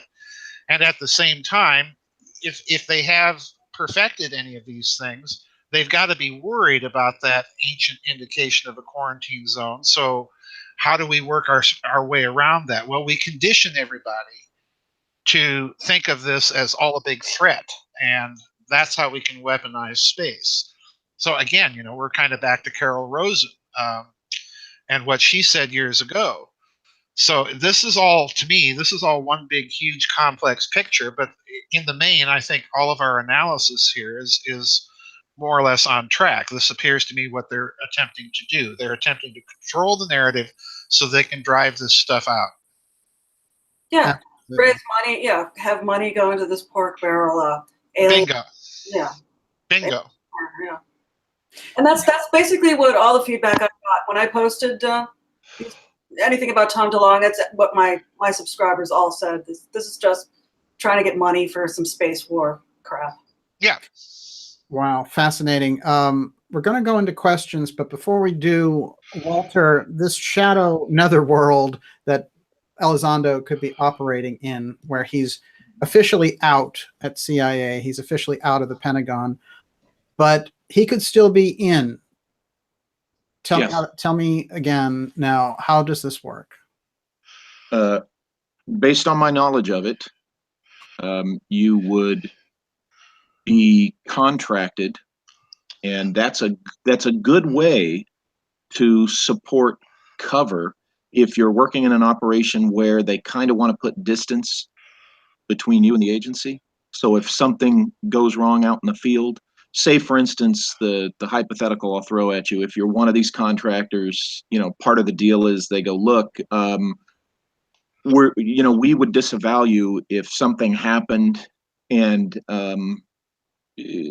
something happens in a city and you're on the run, that kind of thing. That's part of the reason why we give you a whole pile of money, cash to have on your person, so that you can get yourself to the nearest safe city or safe country, that kind of thing.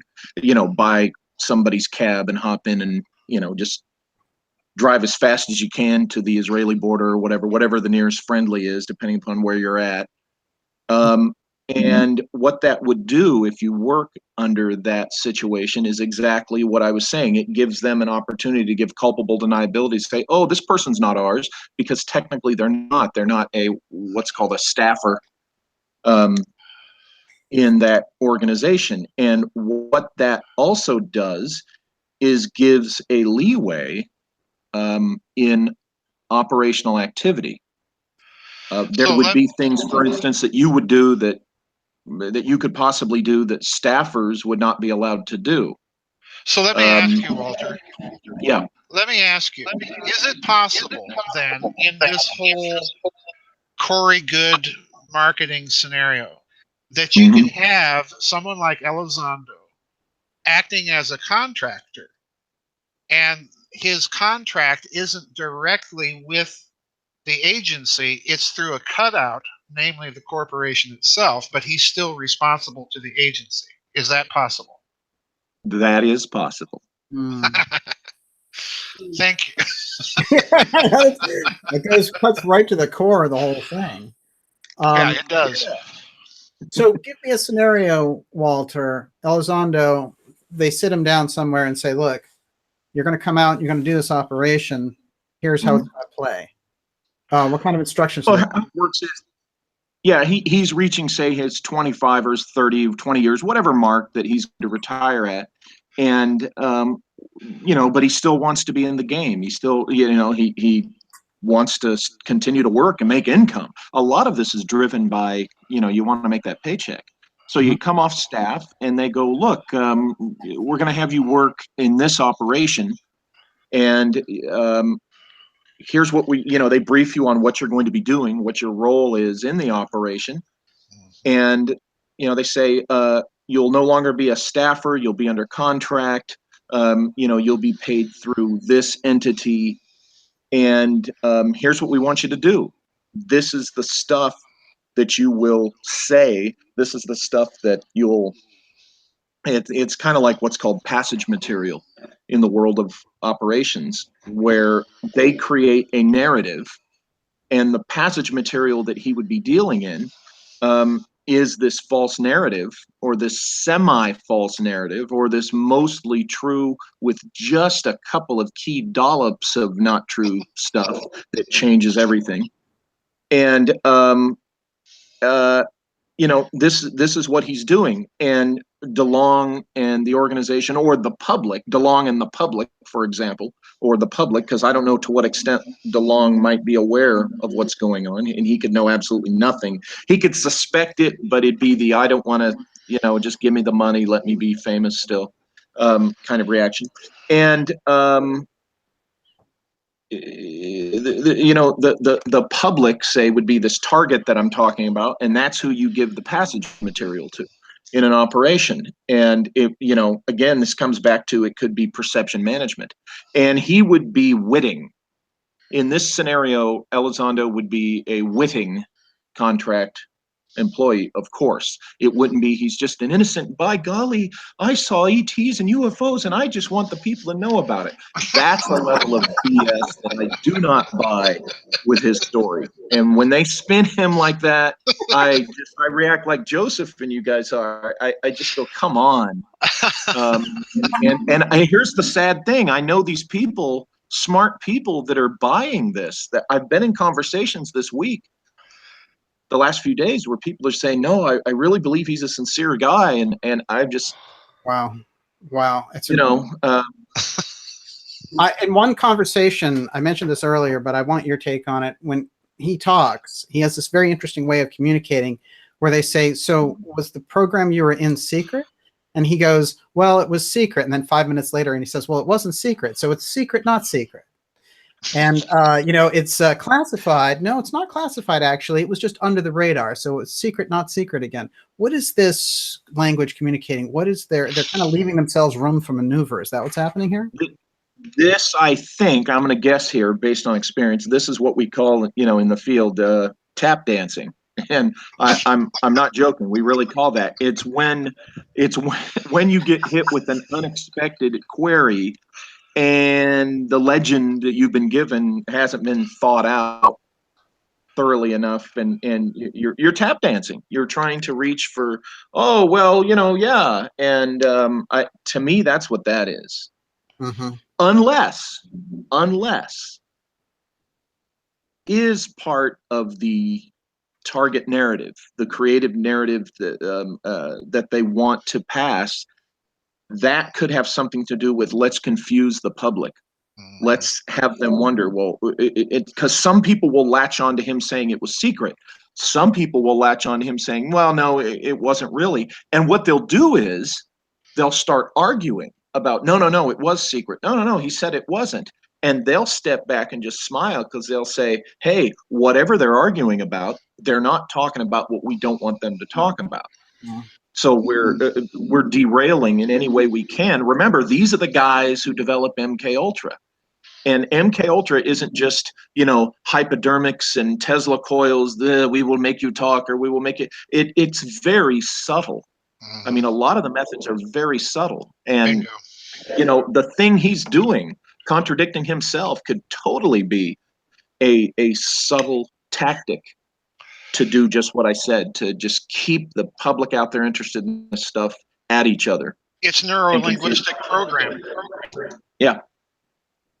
Wow. It's part of psychic driving, I believe. That too. Yeah, exactly. Yeah.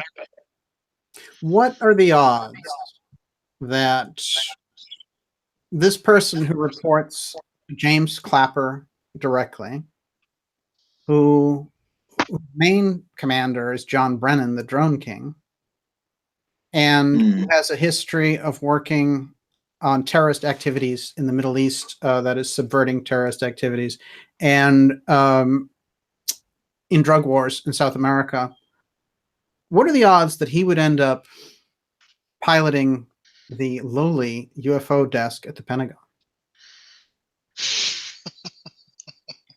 Well, because the lowly UFO desk is clearly going to be the fake op. It's fake, because the real stuff is the SSB. Yes. Mm-hmm.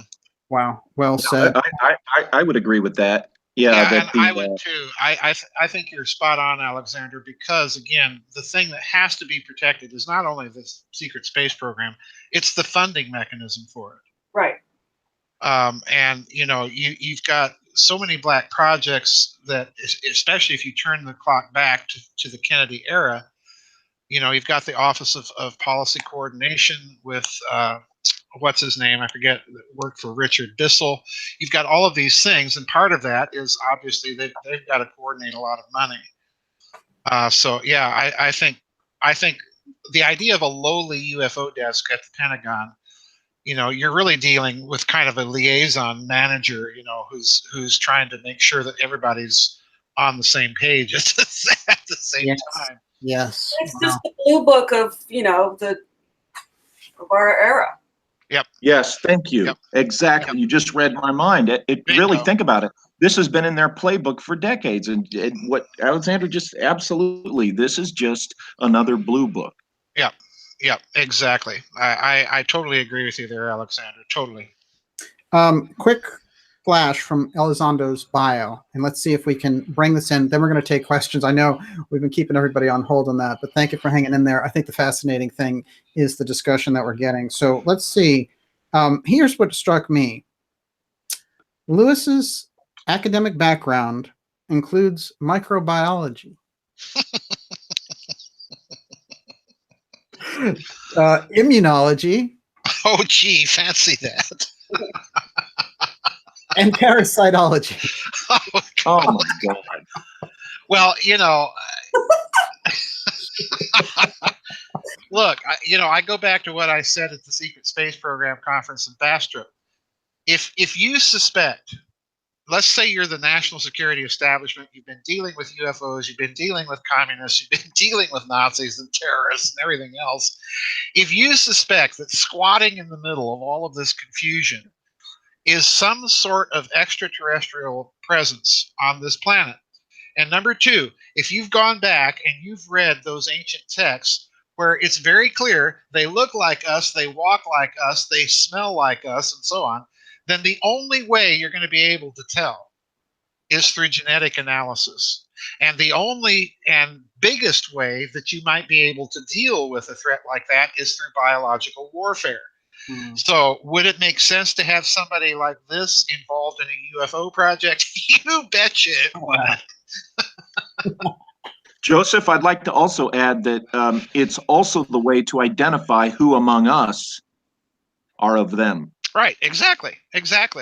Why, the FBI, I think I mentioned it at Bastrop, Walter, that the FBI has recently acquired genetic field sequencing equipment. So in other words, you don't have to send off your DNA swab to a laboratory and wait 3 or 4 days. You can sequence it right there within an hour in the field. Wow. So yeah, would that be a way to look for people? Yeah. Incredible, just incredible. And for everyone who's here, thank you very much. It's great to have everyone with us.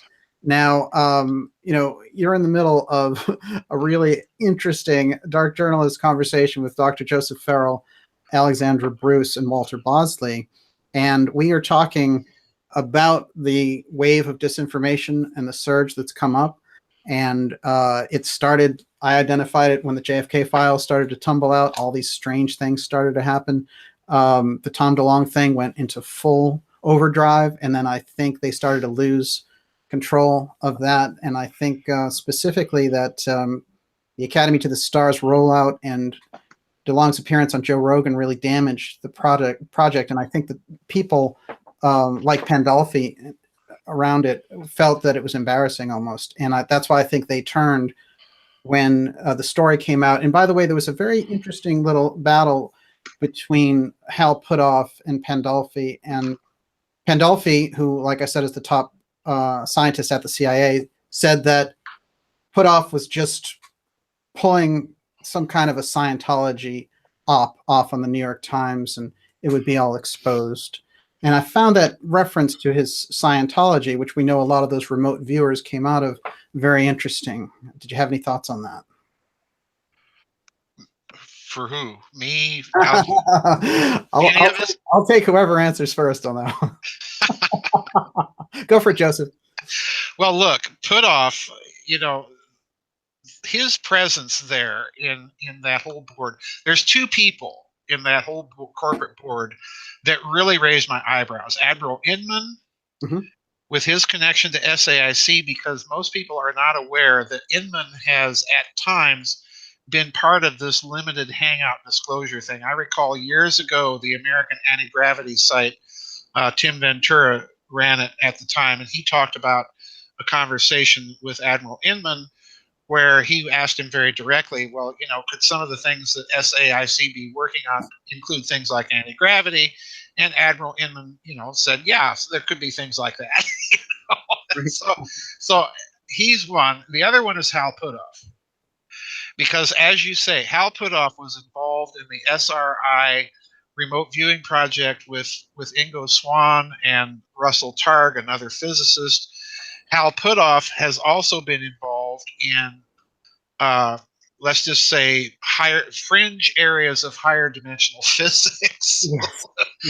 And he, again, please don't get me wrong, he's not a fringe scientist. He's mainstream. He's very well known. He's very recognized. He publishes professional papers all the time. To have someone like that in your board with all of his strange connections, the Scientology thing, and all of this, that's a key indicator to me that the occult and esoteric aspects of the UFO phenomena are very much part and parcel of what they've been examining all along. This goes all the way back to the Nazis. It goes all the way back. Walter has published a book about this and the relationship to the 19th century airship mystery. This is a persistent theme within it that doesn't really get looked at very much. So I suspect that what you have there is, again, you place someone on a corporate board, just like Walter says, of corporate management, of perception management. He's there to manage perceptions and make sure it doesn't go into certain areas they don't want looked at too carefully. You know, it's Well, interesting. to Oh, don't go ahead. piggyback on what Joseph was saying about this occult thing, what you've got is, we've brought up the funny how the RV stuff came out of guys connected with Scientology. Right. And who started Scientology but L. Ron Hubbard, who was, a lot of people don't know this, particularly younger people. He was a very successful pulp writer, among other things. And that puts him in the same circles of H.P. Lovecraft influence. But who also was Hubbard associated with? Jack Parsons. And Jack Parsons linked to Aleister Crowley. And then you have now this whole theme of what the hell's going on here and what have they encountered? What's come from space that they're worried about really started with Aleister Crowley and his Cthulhu issue. Now, Peter Levenda talks about this in the Typhon book, and I recommend anyone interested to read it there. But what's shocking is Levenda shows the parallels between what Lovecraft wrote in Call of Cthulhu after Crowley had written what he said actually happened about this Cthulhu being that, this stuff coming from space. So this stuff traces back to Aleister Crowley. I just pulled a thread from, present day RV remote viewing that led all the way back to Aleister Crowley and this strange being and race from beings from space. And here we eerily have all these occult related guys. I mean, look at Lovecraft. I think something Lovecraftian indeed is going on here. Well, look at all these guys. That says occult. That says that might be the hidden thing. Let me add to what Walter said. You have Jack Parsons, of course, is one of the principal founders of the Jet Propulsion Laboratory within NASA. Yeah. And of course, you had the Babylon working that he was involved with at JPL with Ron Hubbard and Crowley. And in addition to all of this, you have Richard Hoagland for decades now has been talking about the magicians, the Masons, and the Nazis within NASA. And he points out that what he calls the magician faction, if you will, is deeply connected and seated at JPL. And he goes so far as to kind of make the case that NASA schedules certain space missions around celestial, big gigantic celestial ritual acts of magic. So yeah, there's something going on here that we have yet to be able to assemble all the pieces. But again, Putoff's presence there in that corporation is affirming that aspect of the UFO phenomenon. And it's also, I think, part of the perception management going on. So yeah, the pieces all line up once again with what the vast research community has compiled over the years. I just think it's fascinating. Yeah, I would say that these certain guys we're talking about, their presence in the To the Stars Academy is really somewhere in there is buried to see to it the planted narrative, the false narrative, right? To see to it that's followed. Yep, I agree. You did mention Cthulhu in there, and Cthulhu often shows up as a dragon. Am I correct? Well, he's got the dragon wings and he's got the octopod head and One thing that you missed in a way, coming up here, we were starting off, is Joseph shared some information that we were looking at in relation to this errant satellite that got lost and some of the Templar imagery around the logo that was used. And for sure there was a dragon going on in there. So. Oh yeah. Okay. Well, he's definitely got dragon wings. There. I reposted the link for you, Walter. You can look at it. Oh, fantastic. We're going to bring all this around. By the way, you guys said so many interesting things in there. I'm just going to give you a couple of quick follow-ups while I still remember them. One is when you mentioned Bobby Inman, one of the things that I brought out for the HBO special that was about the JFK files release was a picture of Inman giving the accommodation medal to George Joannides, who was the person. Oh boy! Oh boy! He's about as deep CIA as you can get. No one even knew that he existed, and now there's a major lawsuit to get the records on Joannides out. But that picture speaks 1,000 words, and Joannides is reporting to Inman. So I think that is really a telling, picture says 1,000 words. One of the other things I wanted to point out is when you talk about this and you talk about the threat and you talk about this period, when you go all the way back to when they started the secret financing for the space program and black projects, there's a period when we get into the 80s, and Catherine Fitz likes to point this out, where the Iran-Contra funding goes off the charts. And it's right after Reagan is told there are these huge ships and they seem to be kind of fueling themselves around Saturn's rings, and they are gigantic. And that comes out of the Ring Makers of Saturn book, Norm Berggren, who came forward with this. And then out of the blue, they need a ton of money, and Iran-Contra shows up in the middle of this. And so we had this revelation that came out this year. This has been hinted at before, but Gorbachev actually came forward at the press club in New York and said this. He said that Reagan took him aside at Reykjavik when they were alone and very intensely said to him, "Will you help us in the event of an alien invasion?" And that Reagan was dead serious. And he was sitting there, by the way, Gorbachev, with Charlie Rose, and Henry Kissinger was in the audience, and George Shultz was to his left. An incredibly uncomfortable moment and an uncomfortable thing to say around these people. And the whole room just dropped silent. And all these people are looking around like, what can we do? And Gorbachev starts recounting the story, and he said, Reagan was absolutely intense and absolutely serious. And he said, "Will you help us with this alien invasion?" And Gorbachev said, "Absolutely, of course we will." And Reagan said, "We'll help you too." Let's not forget President Carter, the story about President Carter. Ostensibly, when he was briefed about the UFO thing, broke down and cried. Yes. That's another president that probably knows more than he's saying. Yeah. And that seems like a very Carter kind of thing to do. Yeah.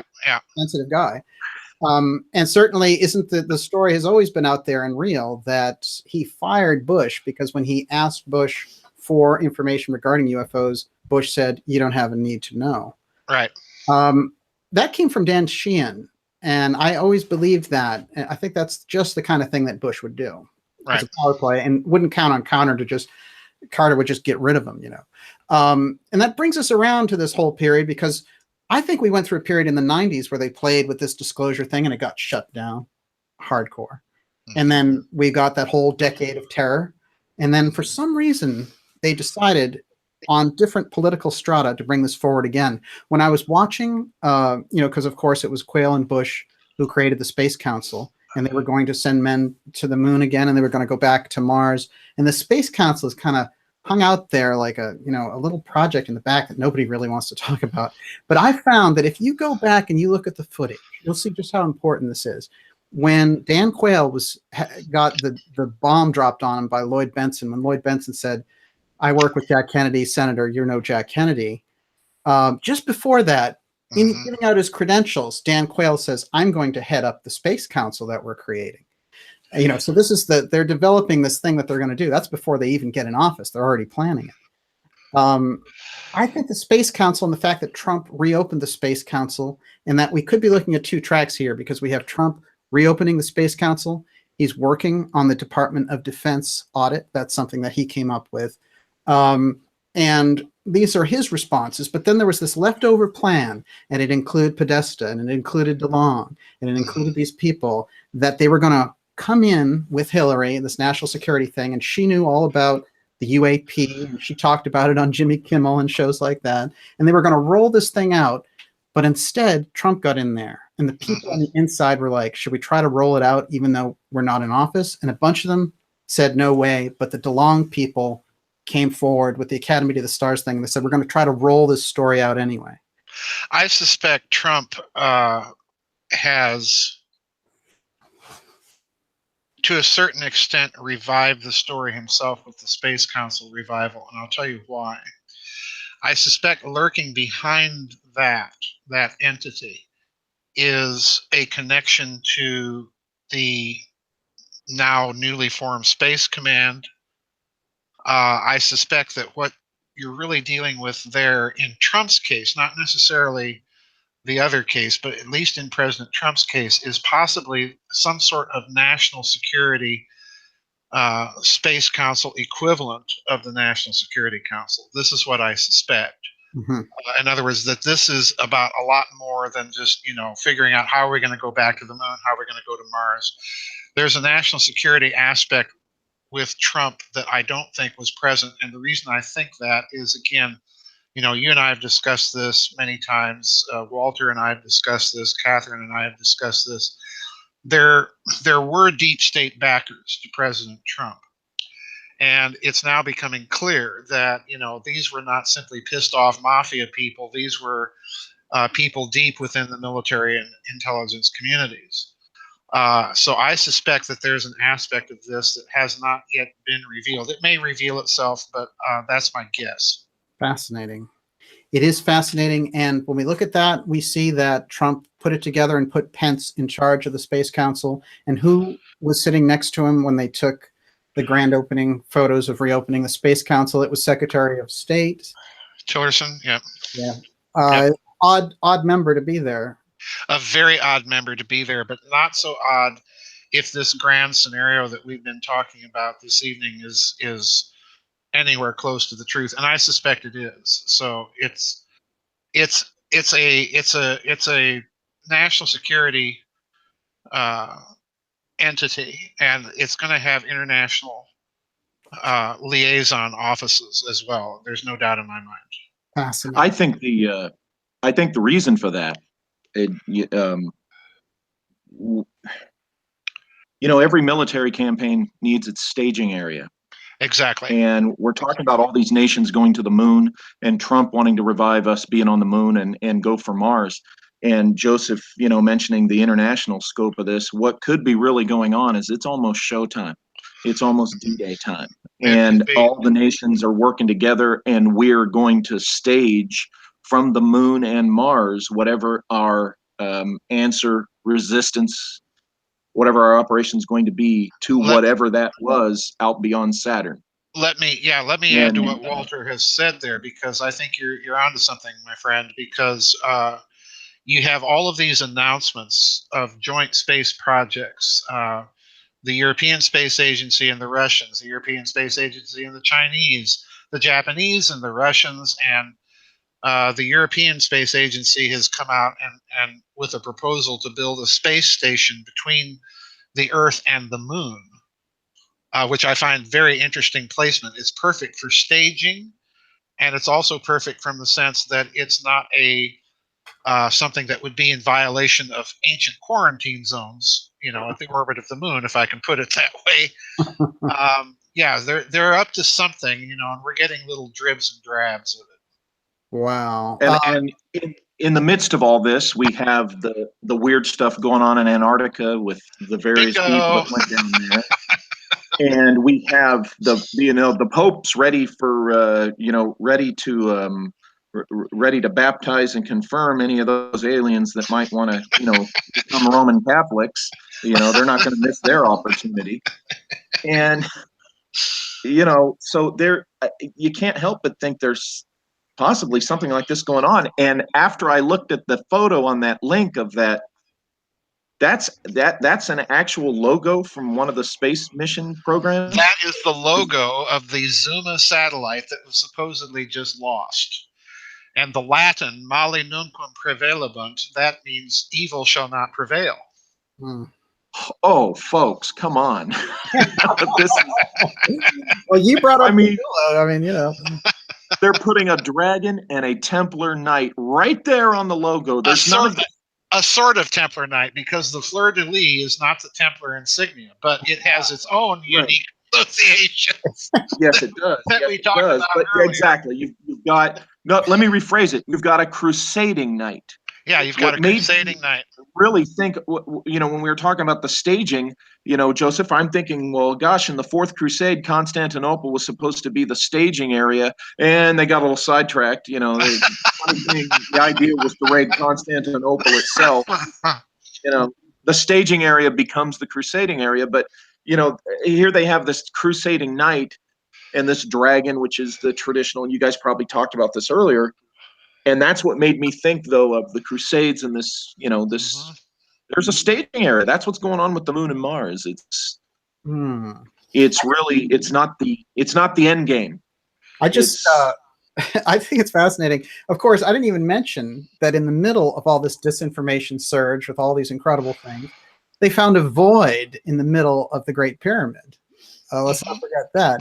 So, you know, I guess we're right at the heart of the hurricane. Now, I'm going to turn everything over to Olivia and some questions. I saw one earlier, which was about this 2002 crop circle. And it's the crop circle with the gray, the head of the gray. Alexandra, you know this one? I've seen it, yeah. And I think I've always felt that it was very disturbing because it doesn't look like the kind of things some people just rolled out.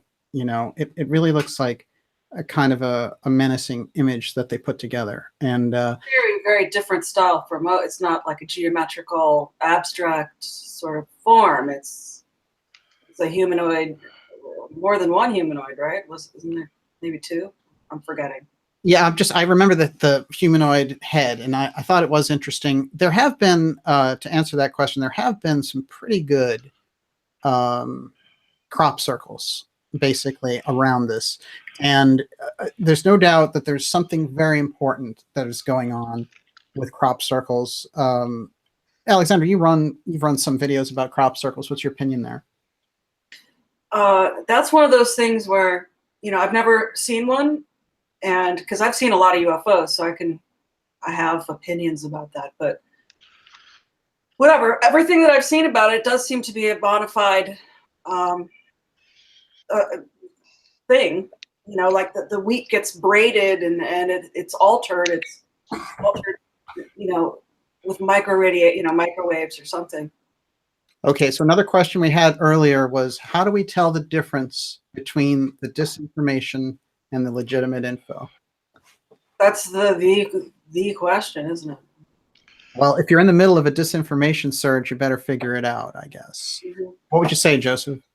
Well, I'd go back to what I said earlier. Information is legit if it can be confirmed and if it fits into other information. So in other words, the only way when you live in a culture where you're being constantly bombarded with propaganda is to use every source at your disposal, including the propaganda sources. You know, we're living in the Soviet Union, if you can put it that way. We're living where our sources of information are Radio Moscow and Pravda. You know? So you avail yourself of everything, and particularly when the false information makes predictions that do not come true, you kind of log it. But the bottom line is you have to be researchers. You have to rely on documents and argumentation. That's the fundamental key. Whistleblowers are valid only insofar as they can confirm, or if the information they put out there fits within the general body of research. So in other words, if an information agent comes out on the day of the JFK documents release and says, the documents are not going to prove any of the JFK assassination conspiracy theories, they will legitimize the Warren report, and then you read the documents, and, you know, what value is the whistleblower's testimony at that point? It's valueless. Mm-hmm. So I would say, number one, if you're dealing with stories, the first thing you have to identify, is the story originating with research, or does the story originate from a whistleblower telling a story? And if the latter, be immediately skeptical unless there are lots of other witnesses that can more or less confirm the details of that story. Yes, fascinating. And that's legitimate witnesses. You know, exactly. These whistleblowers, the whistleblower really, legitimate ones have a very short shelf life. At some point, they've got to show their cards and display and demonstrate why and how they know this information. Bingo. On top of their information being verified. Now, we do have, you know, a group of knuckleheads who they hear Joseph say something like that, and what they do is they look around the table and they get their buddies at their table to say, yes, I'll verify that because I've had the same wackadoodle experience. And they call that source verification. No. You know, it's insane. It's not source verification. It's just more BS. And what's sad is there's people out there that are buying it. Yeah. You know, they'll say, well, clown number 1 says this, and clown number 2 backs him up, and clown number 3 backs both of them up. Right. They're buying this. Why? Because they want desperately for this to be disclosure. They want desperately to be saved by these things. They're supplanting religion with, you know, this desperate belief in fantasy. And what's happening is the whistleblowers are able to come in and just tell stories and keep telling stories for as long as they're being invited to tell them, be it at conferences or, you know, books about them or whatever, or book deals, whatever. And I bring that up because that's really what these guys are there for. And if they're in their so-called whistleblowing stories actually part of passing a planted narrative, okay, a false narrative, they've been recruited because they are the type of knucklehead who just wants to be speaking at a conference, who just wants to be on a radio show and just wants to have a book deal. They'll recruit. If I were planning the false narrative, I would recruit a narcissist like Wilcock and Good and totally use them to the fullest extent. If, you know, I'm trying to get my nonsense out there, because I know their ego, they're going to be willing to do anything. Let's boil it down to an aphorism, Daniel. If there's no footnote, be in doubt. You know, I didn't even mention the guy at TV, Alien Mummy. I guess we'll do that next show. But speaking of strange stories, here's another question. Are the ancient precision megalithic structures, and this is from Lawrence Henney, part of the engineering of planet Earth? Oh, in my opinion, yes, absolutely. I just did a show yesterday, Daniel, with Cliff Dunning about that precise thing. I wrote a book on it, Grid of the Gods. I think what you're looking at with a lot of those ancient megalithic structures are two things. You're looking at structures that were designed to enshrine astronomical and geodetic systems of measure. And why is that important? Well, you need that for a system of weights and measures if you're going to have commerce on anything more than a local level. So in other words, that's absolutely essential to global commerce. Number two, I think the placement of all these structures clearly indicates that they're, in some form or fashion that's not quite well understood, trying to make the entire planet some sort of machine. And we're living kind of in the empty remains or destroyed, decayed remains of a vast planetary machine of some sort. But yeah, I absolutely think that. Wow, fascinating. Well, here's an interesting one, which is, do we have bases on Mars? You go. I think we've put boots on Mars. Now, I don't know if we have bases, but this is one of my wild ass speculations. I wouldn't be surprised at all if we've put boots on Mars. We've landed there, maybe 1 or 2 expeditions. Let me add to that, if I may.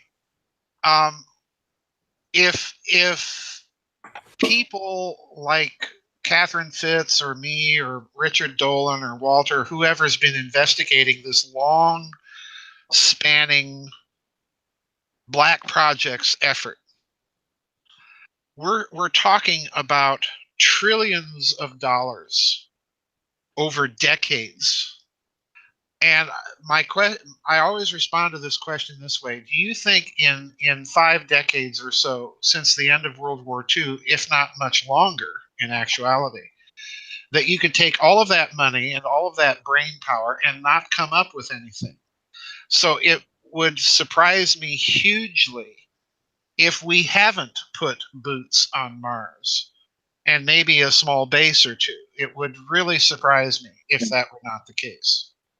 Let me throw in one short thing too to add on to that. One of the complaints people make is, come on, we would be seeing the technology they used to get there in our civilian world and such. Well, I'd like to point out that when they demonstrated Apollo, you know, that whole dog and pony show going to the moon, you know, they built one of those things. Essentially, they used one at a time. It's not like we had a bunch of Apollo 11 landers flying around our cities, you know, or they were using them for other things. There was one used at a time, and it went from, you know, it was put on the rocket and it went to the moon.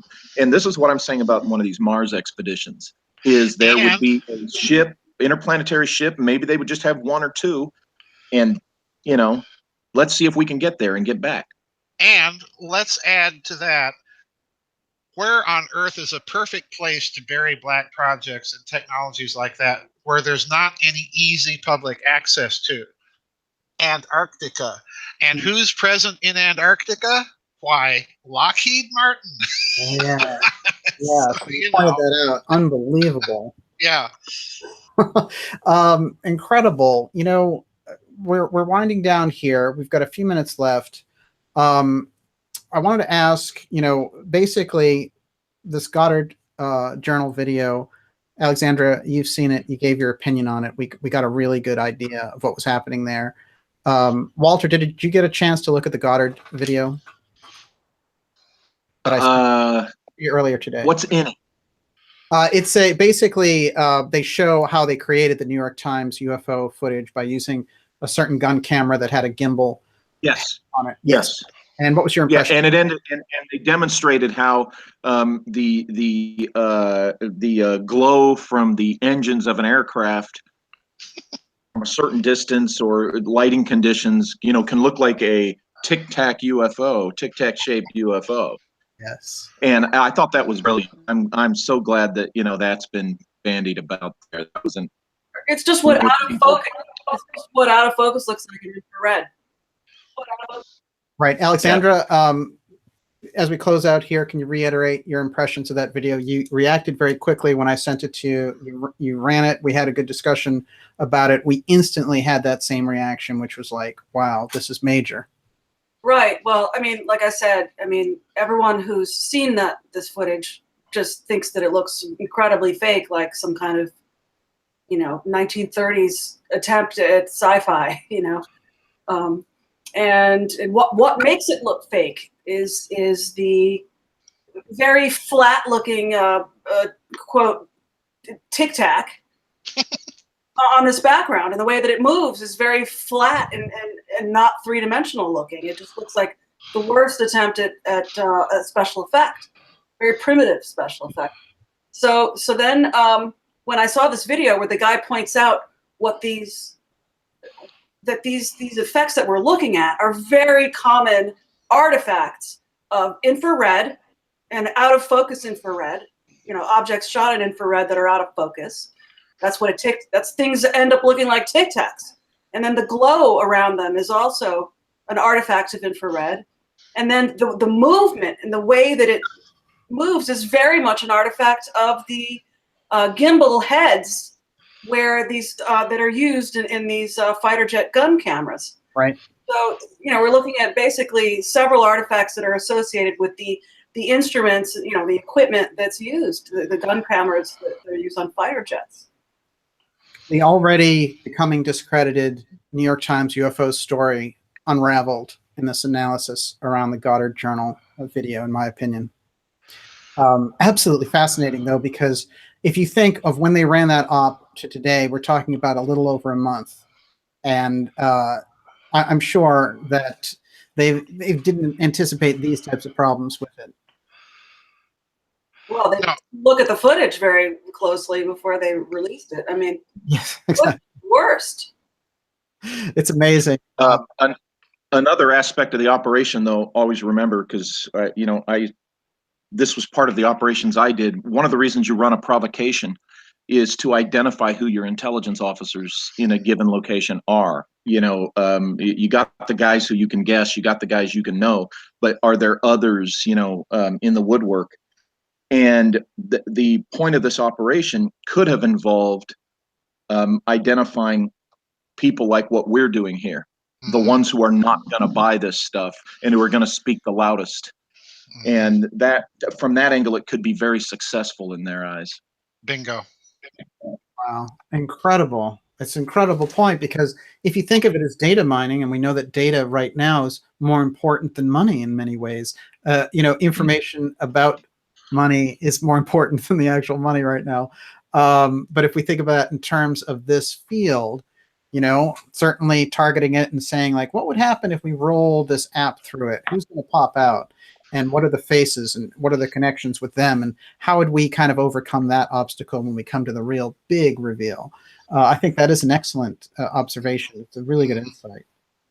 One last thing I want to say about this is, Joseph, one of the most fascinating things that you've brought into the picture around the UFO phenomena is that it could be, as I mentioned something about this earlier, but a lot of it could be an extraterritorial force. Right. And that kind of access to that kind of technology, that could be something earthbound. Oh yes, absolutely. Earthbound, and if not necessarily earthbound, at least Earth originated, human originated. There's the problem that I've had with most ufology is this idea that they're capturing all of this stuff and getting all of their advanced technologies from reverse engineering crashed ET aircraft, and as a meme, what that does is it prevents people from going and looking at the actual scientific and engineering papers that are out there and have been out there since the 1930s. Mm-hmm. And to me, I make the joke, but it illustrates a serious point, I think. To me, the problem is, if ET keeps crashing stuff on planet Earth, pretty soon we're going to have to reciprocate and start crashing our stuff on ET's homeworld so they can catch back up with us. This, in other words, as an explanation, this goes absolutely nowhere. And it prevents you from looking at actual human possibilities for the origin of a lot of stuff that we might be seeing. And, I think given all that we've discussed about corporations, about what Alexandra said about this being intellectual property, given all of that, I think you have to confront the other aspect of ufology, and that is black projects and advanced technologies. You're doing a disservice to the field if you don't confront that head on. Absolutely fascinating. Wow. So I think this would be a good point for us to wrap our conversation up. Incredible information. And before I check out, Olivia, what have you got? Just one question. Q. Yes. Q. Everybody, just Q. Yes. Well, what's great about Olivia is she'll take this kind of huge. No, that's group. literally the question. Yes, Right. I know it, but it's interesting because you do this awesome thing where you put together a number of questions into kind of a cumulative question, and you're saying, well, so what we're getting the most tonight are questions about QAnon. Yes. We do have a video out about QAnon. There's another one coming. I would like to say that you might want to start there. The QAnon phenomena is part of this disinformation surge that we've been seeing. There's no question about it in my mind. And Joseph, I won't ask you to reiterate all the things that we discussed about Q, but in a nutshell, your impressions of Q. Well, as I told you initially when we talked about it, my impression is, number one, it's a disinformation op, and like Walter said earlier, it has to have enough truth in it to grab people and sell them on the total narrative, which it certainly seems to do. And my impression of it is, because of certain clues within the material itself, you're either dealing with a team of people. In other words, I don't think this is one person.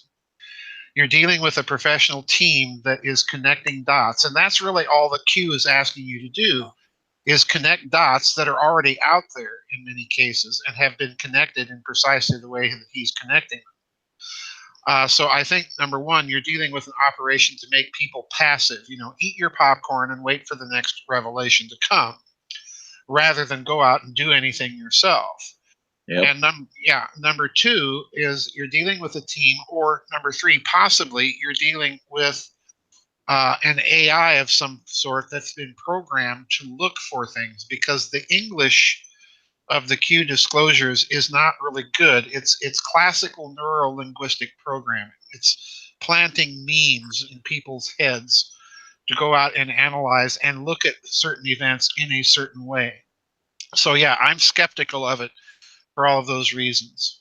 Fascinating. And I think your overview on it is right on, because of course it does that thing where it's sort of like acting like a 21st century Torbit document. Exactly. It's going to answer all these things. And I think that they really need that. I came upon the idea that Q was actually basically an anonymous super PAC. Yeah, exactly. Exactly. It's hope porn, like Catherine Fitz says.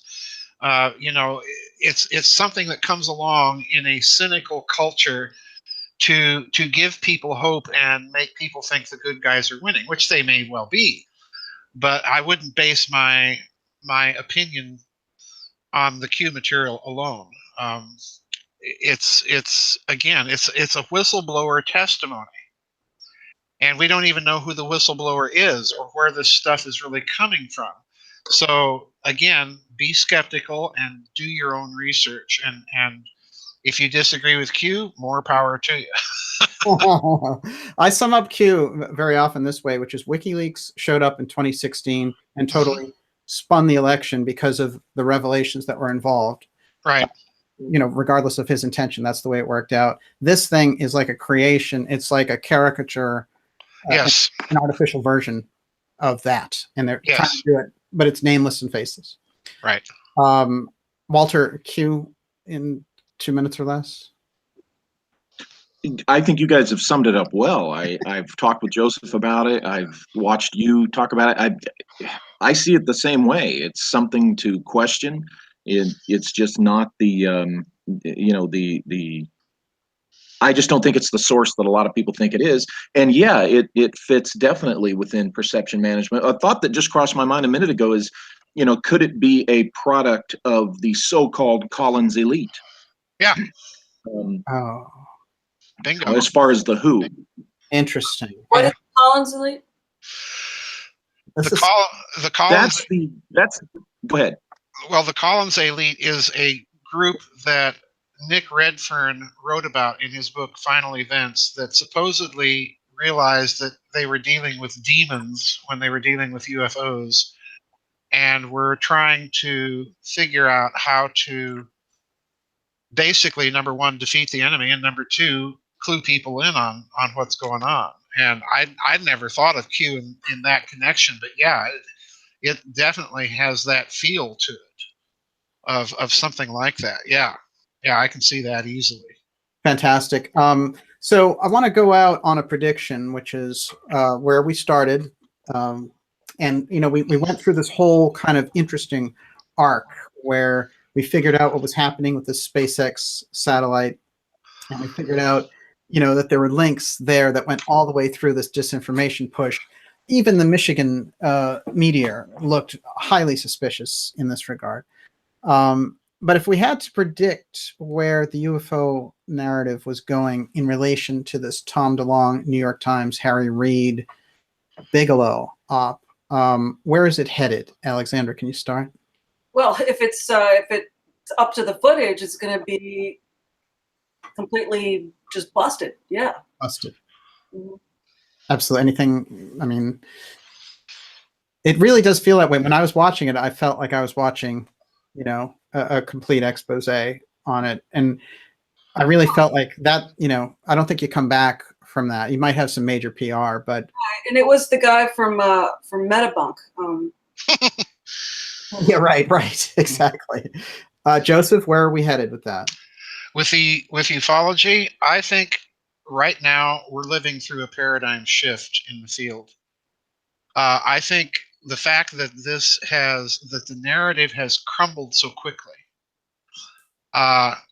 really indicates that the field is now ready for some mature reflection and scholarship. And as a result of that, the field is no longer going to be able to survive as an insular area of research. It's going to have to be considered now from an interdisciplinary standpoint, where people start to to kind of follow the clue that Richard Dolan gave, that this is a field that touches on national security, on geopolitics, on finance, and so on and so forth. Well, So I think you're going to see a change. I think you're going to see more and more actual research coming out. This is going to, it's not going to happen next year, but I think we've been through a paradigm shift. This was the last hurrah, really, going all the way back to the post-war period, of an attempt to control a narrative. But the attempt to control it is breaking down because it can no longer be done on a national level, number one, and it can no longer be a field that is considered in isolation from other fields. I think you're going to see major shifts, not only within ufology, but across the board in the total alternative research community package. I think you're going to see new themes and new memes coming out and being investigated. We're at the beginning of it. Fascinating. Walter, well, it's kind of a two-question in one package, which is, where is the Tom DeLonge Academy to the Stars rollout with Harry Reid and Bigelow and that whole thing and the CIA going, that particular story narrative, and where is ufology headed? On the DeLonge thing, I think at best for them, it as presented, that's going to fizzle out. And at best, DeLonge's going to end up with his place on the stage and his place in front of microphones in the usual UFO media circus, the ufology circus out there. And, he'll be putting out music and books. It'll end up being at best his little entertainment thing. And he'll become one of those so-called luminaries in ufology, but at the same time, while that's happening with them, serious ufology is going to finally. I'll say what I agree with Joseph and Alexandra. I'll say what I hope happens. I hope in this new era, people that are serious about ufology, it just breaks away from the nonsense that's controlled it. It breaks away from that. Right. That UFO cottage industry that's been controlling it for decades, and people just break out and start doing their own research. It goes back to what Joseph said, follow your own leads. People have to realize this UFO phenomenon, okay, the phenomena related, it's a very personal phenomenon, okay? The phenomenon manifests relative to the observer. This is a serious aspect of this. And this is why, if you're serious about ufology, go out there yourself and quit listening to the whistleblowers, quit listening to everybody else's, hey, I saw one too story. I mean, that's great, because people are seeing them. But really, just take it in a more serious direction and don't let the people who want to control that narrative control you. Right. Wow. Well, good points. I just wanted to jump in and just point a few things out. I think one thing that hasn't been sort of brought up is, I think probably the biggest thing holding back ufology is that it's been ghettoized. It's probably been ghettoized on purpose. It's been ridiculed and everything. But the biggest secret, that sort of complex of things that it's that's holding it back, is that it's the alternative energy thing. It's the non-petroleum part of it, and then the petrodollar part of it. So it's the collapse of the dollar. So when you have a Saudi Arabia saying that we want to go green in building high-tech cities, and when you have Russia and Iran and China bypassing the petrodollar by buying and selling petroleum with yuan and with euros and with other currencies that aren't the petrodollar, you have a collapse of the to the stars Elizondo UFO narrative. Yep, absolutely. Wow. Absolutely. Everyone, it's been a fantastic conversation. I can't believe, the level that you guys have brought this conversation about the UFO factor and in specific this Academy to the Stars, but the larger picture, which is so much deeper. When I think of the work that you've done, Joseph or Walter, Alexandra, and then I compare it with the kind of marketing ops that they have running there. You know, the one thing that those guys don't have is any substance. And this is the thing. I mean, you know, the incredible information that's available to someone by going into your work and really studying it this way. It's such an education, and it's great to have you guys here live. Unbelievable. This has definitely been our best live event so far. And Alexandra, amazing stuff. ForbiddenKnowledgeTV.net. Everyone, if you want to go there, sign up for the newsletter, because she's doing, she's curating that site and the videos, and her essays about these subjects are absolutely fabulous. And this conversation was so great. I'm going to invite all three of you back, and we'll figure out the when, but we're going to do this all again because there's just too much great information here. And thanks so much, Walter. Of course, Empire of the Wheel book series, just amazing stuff.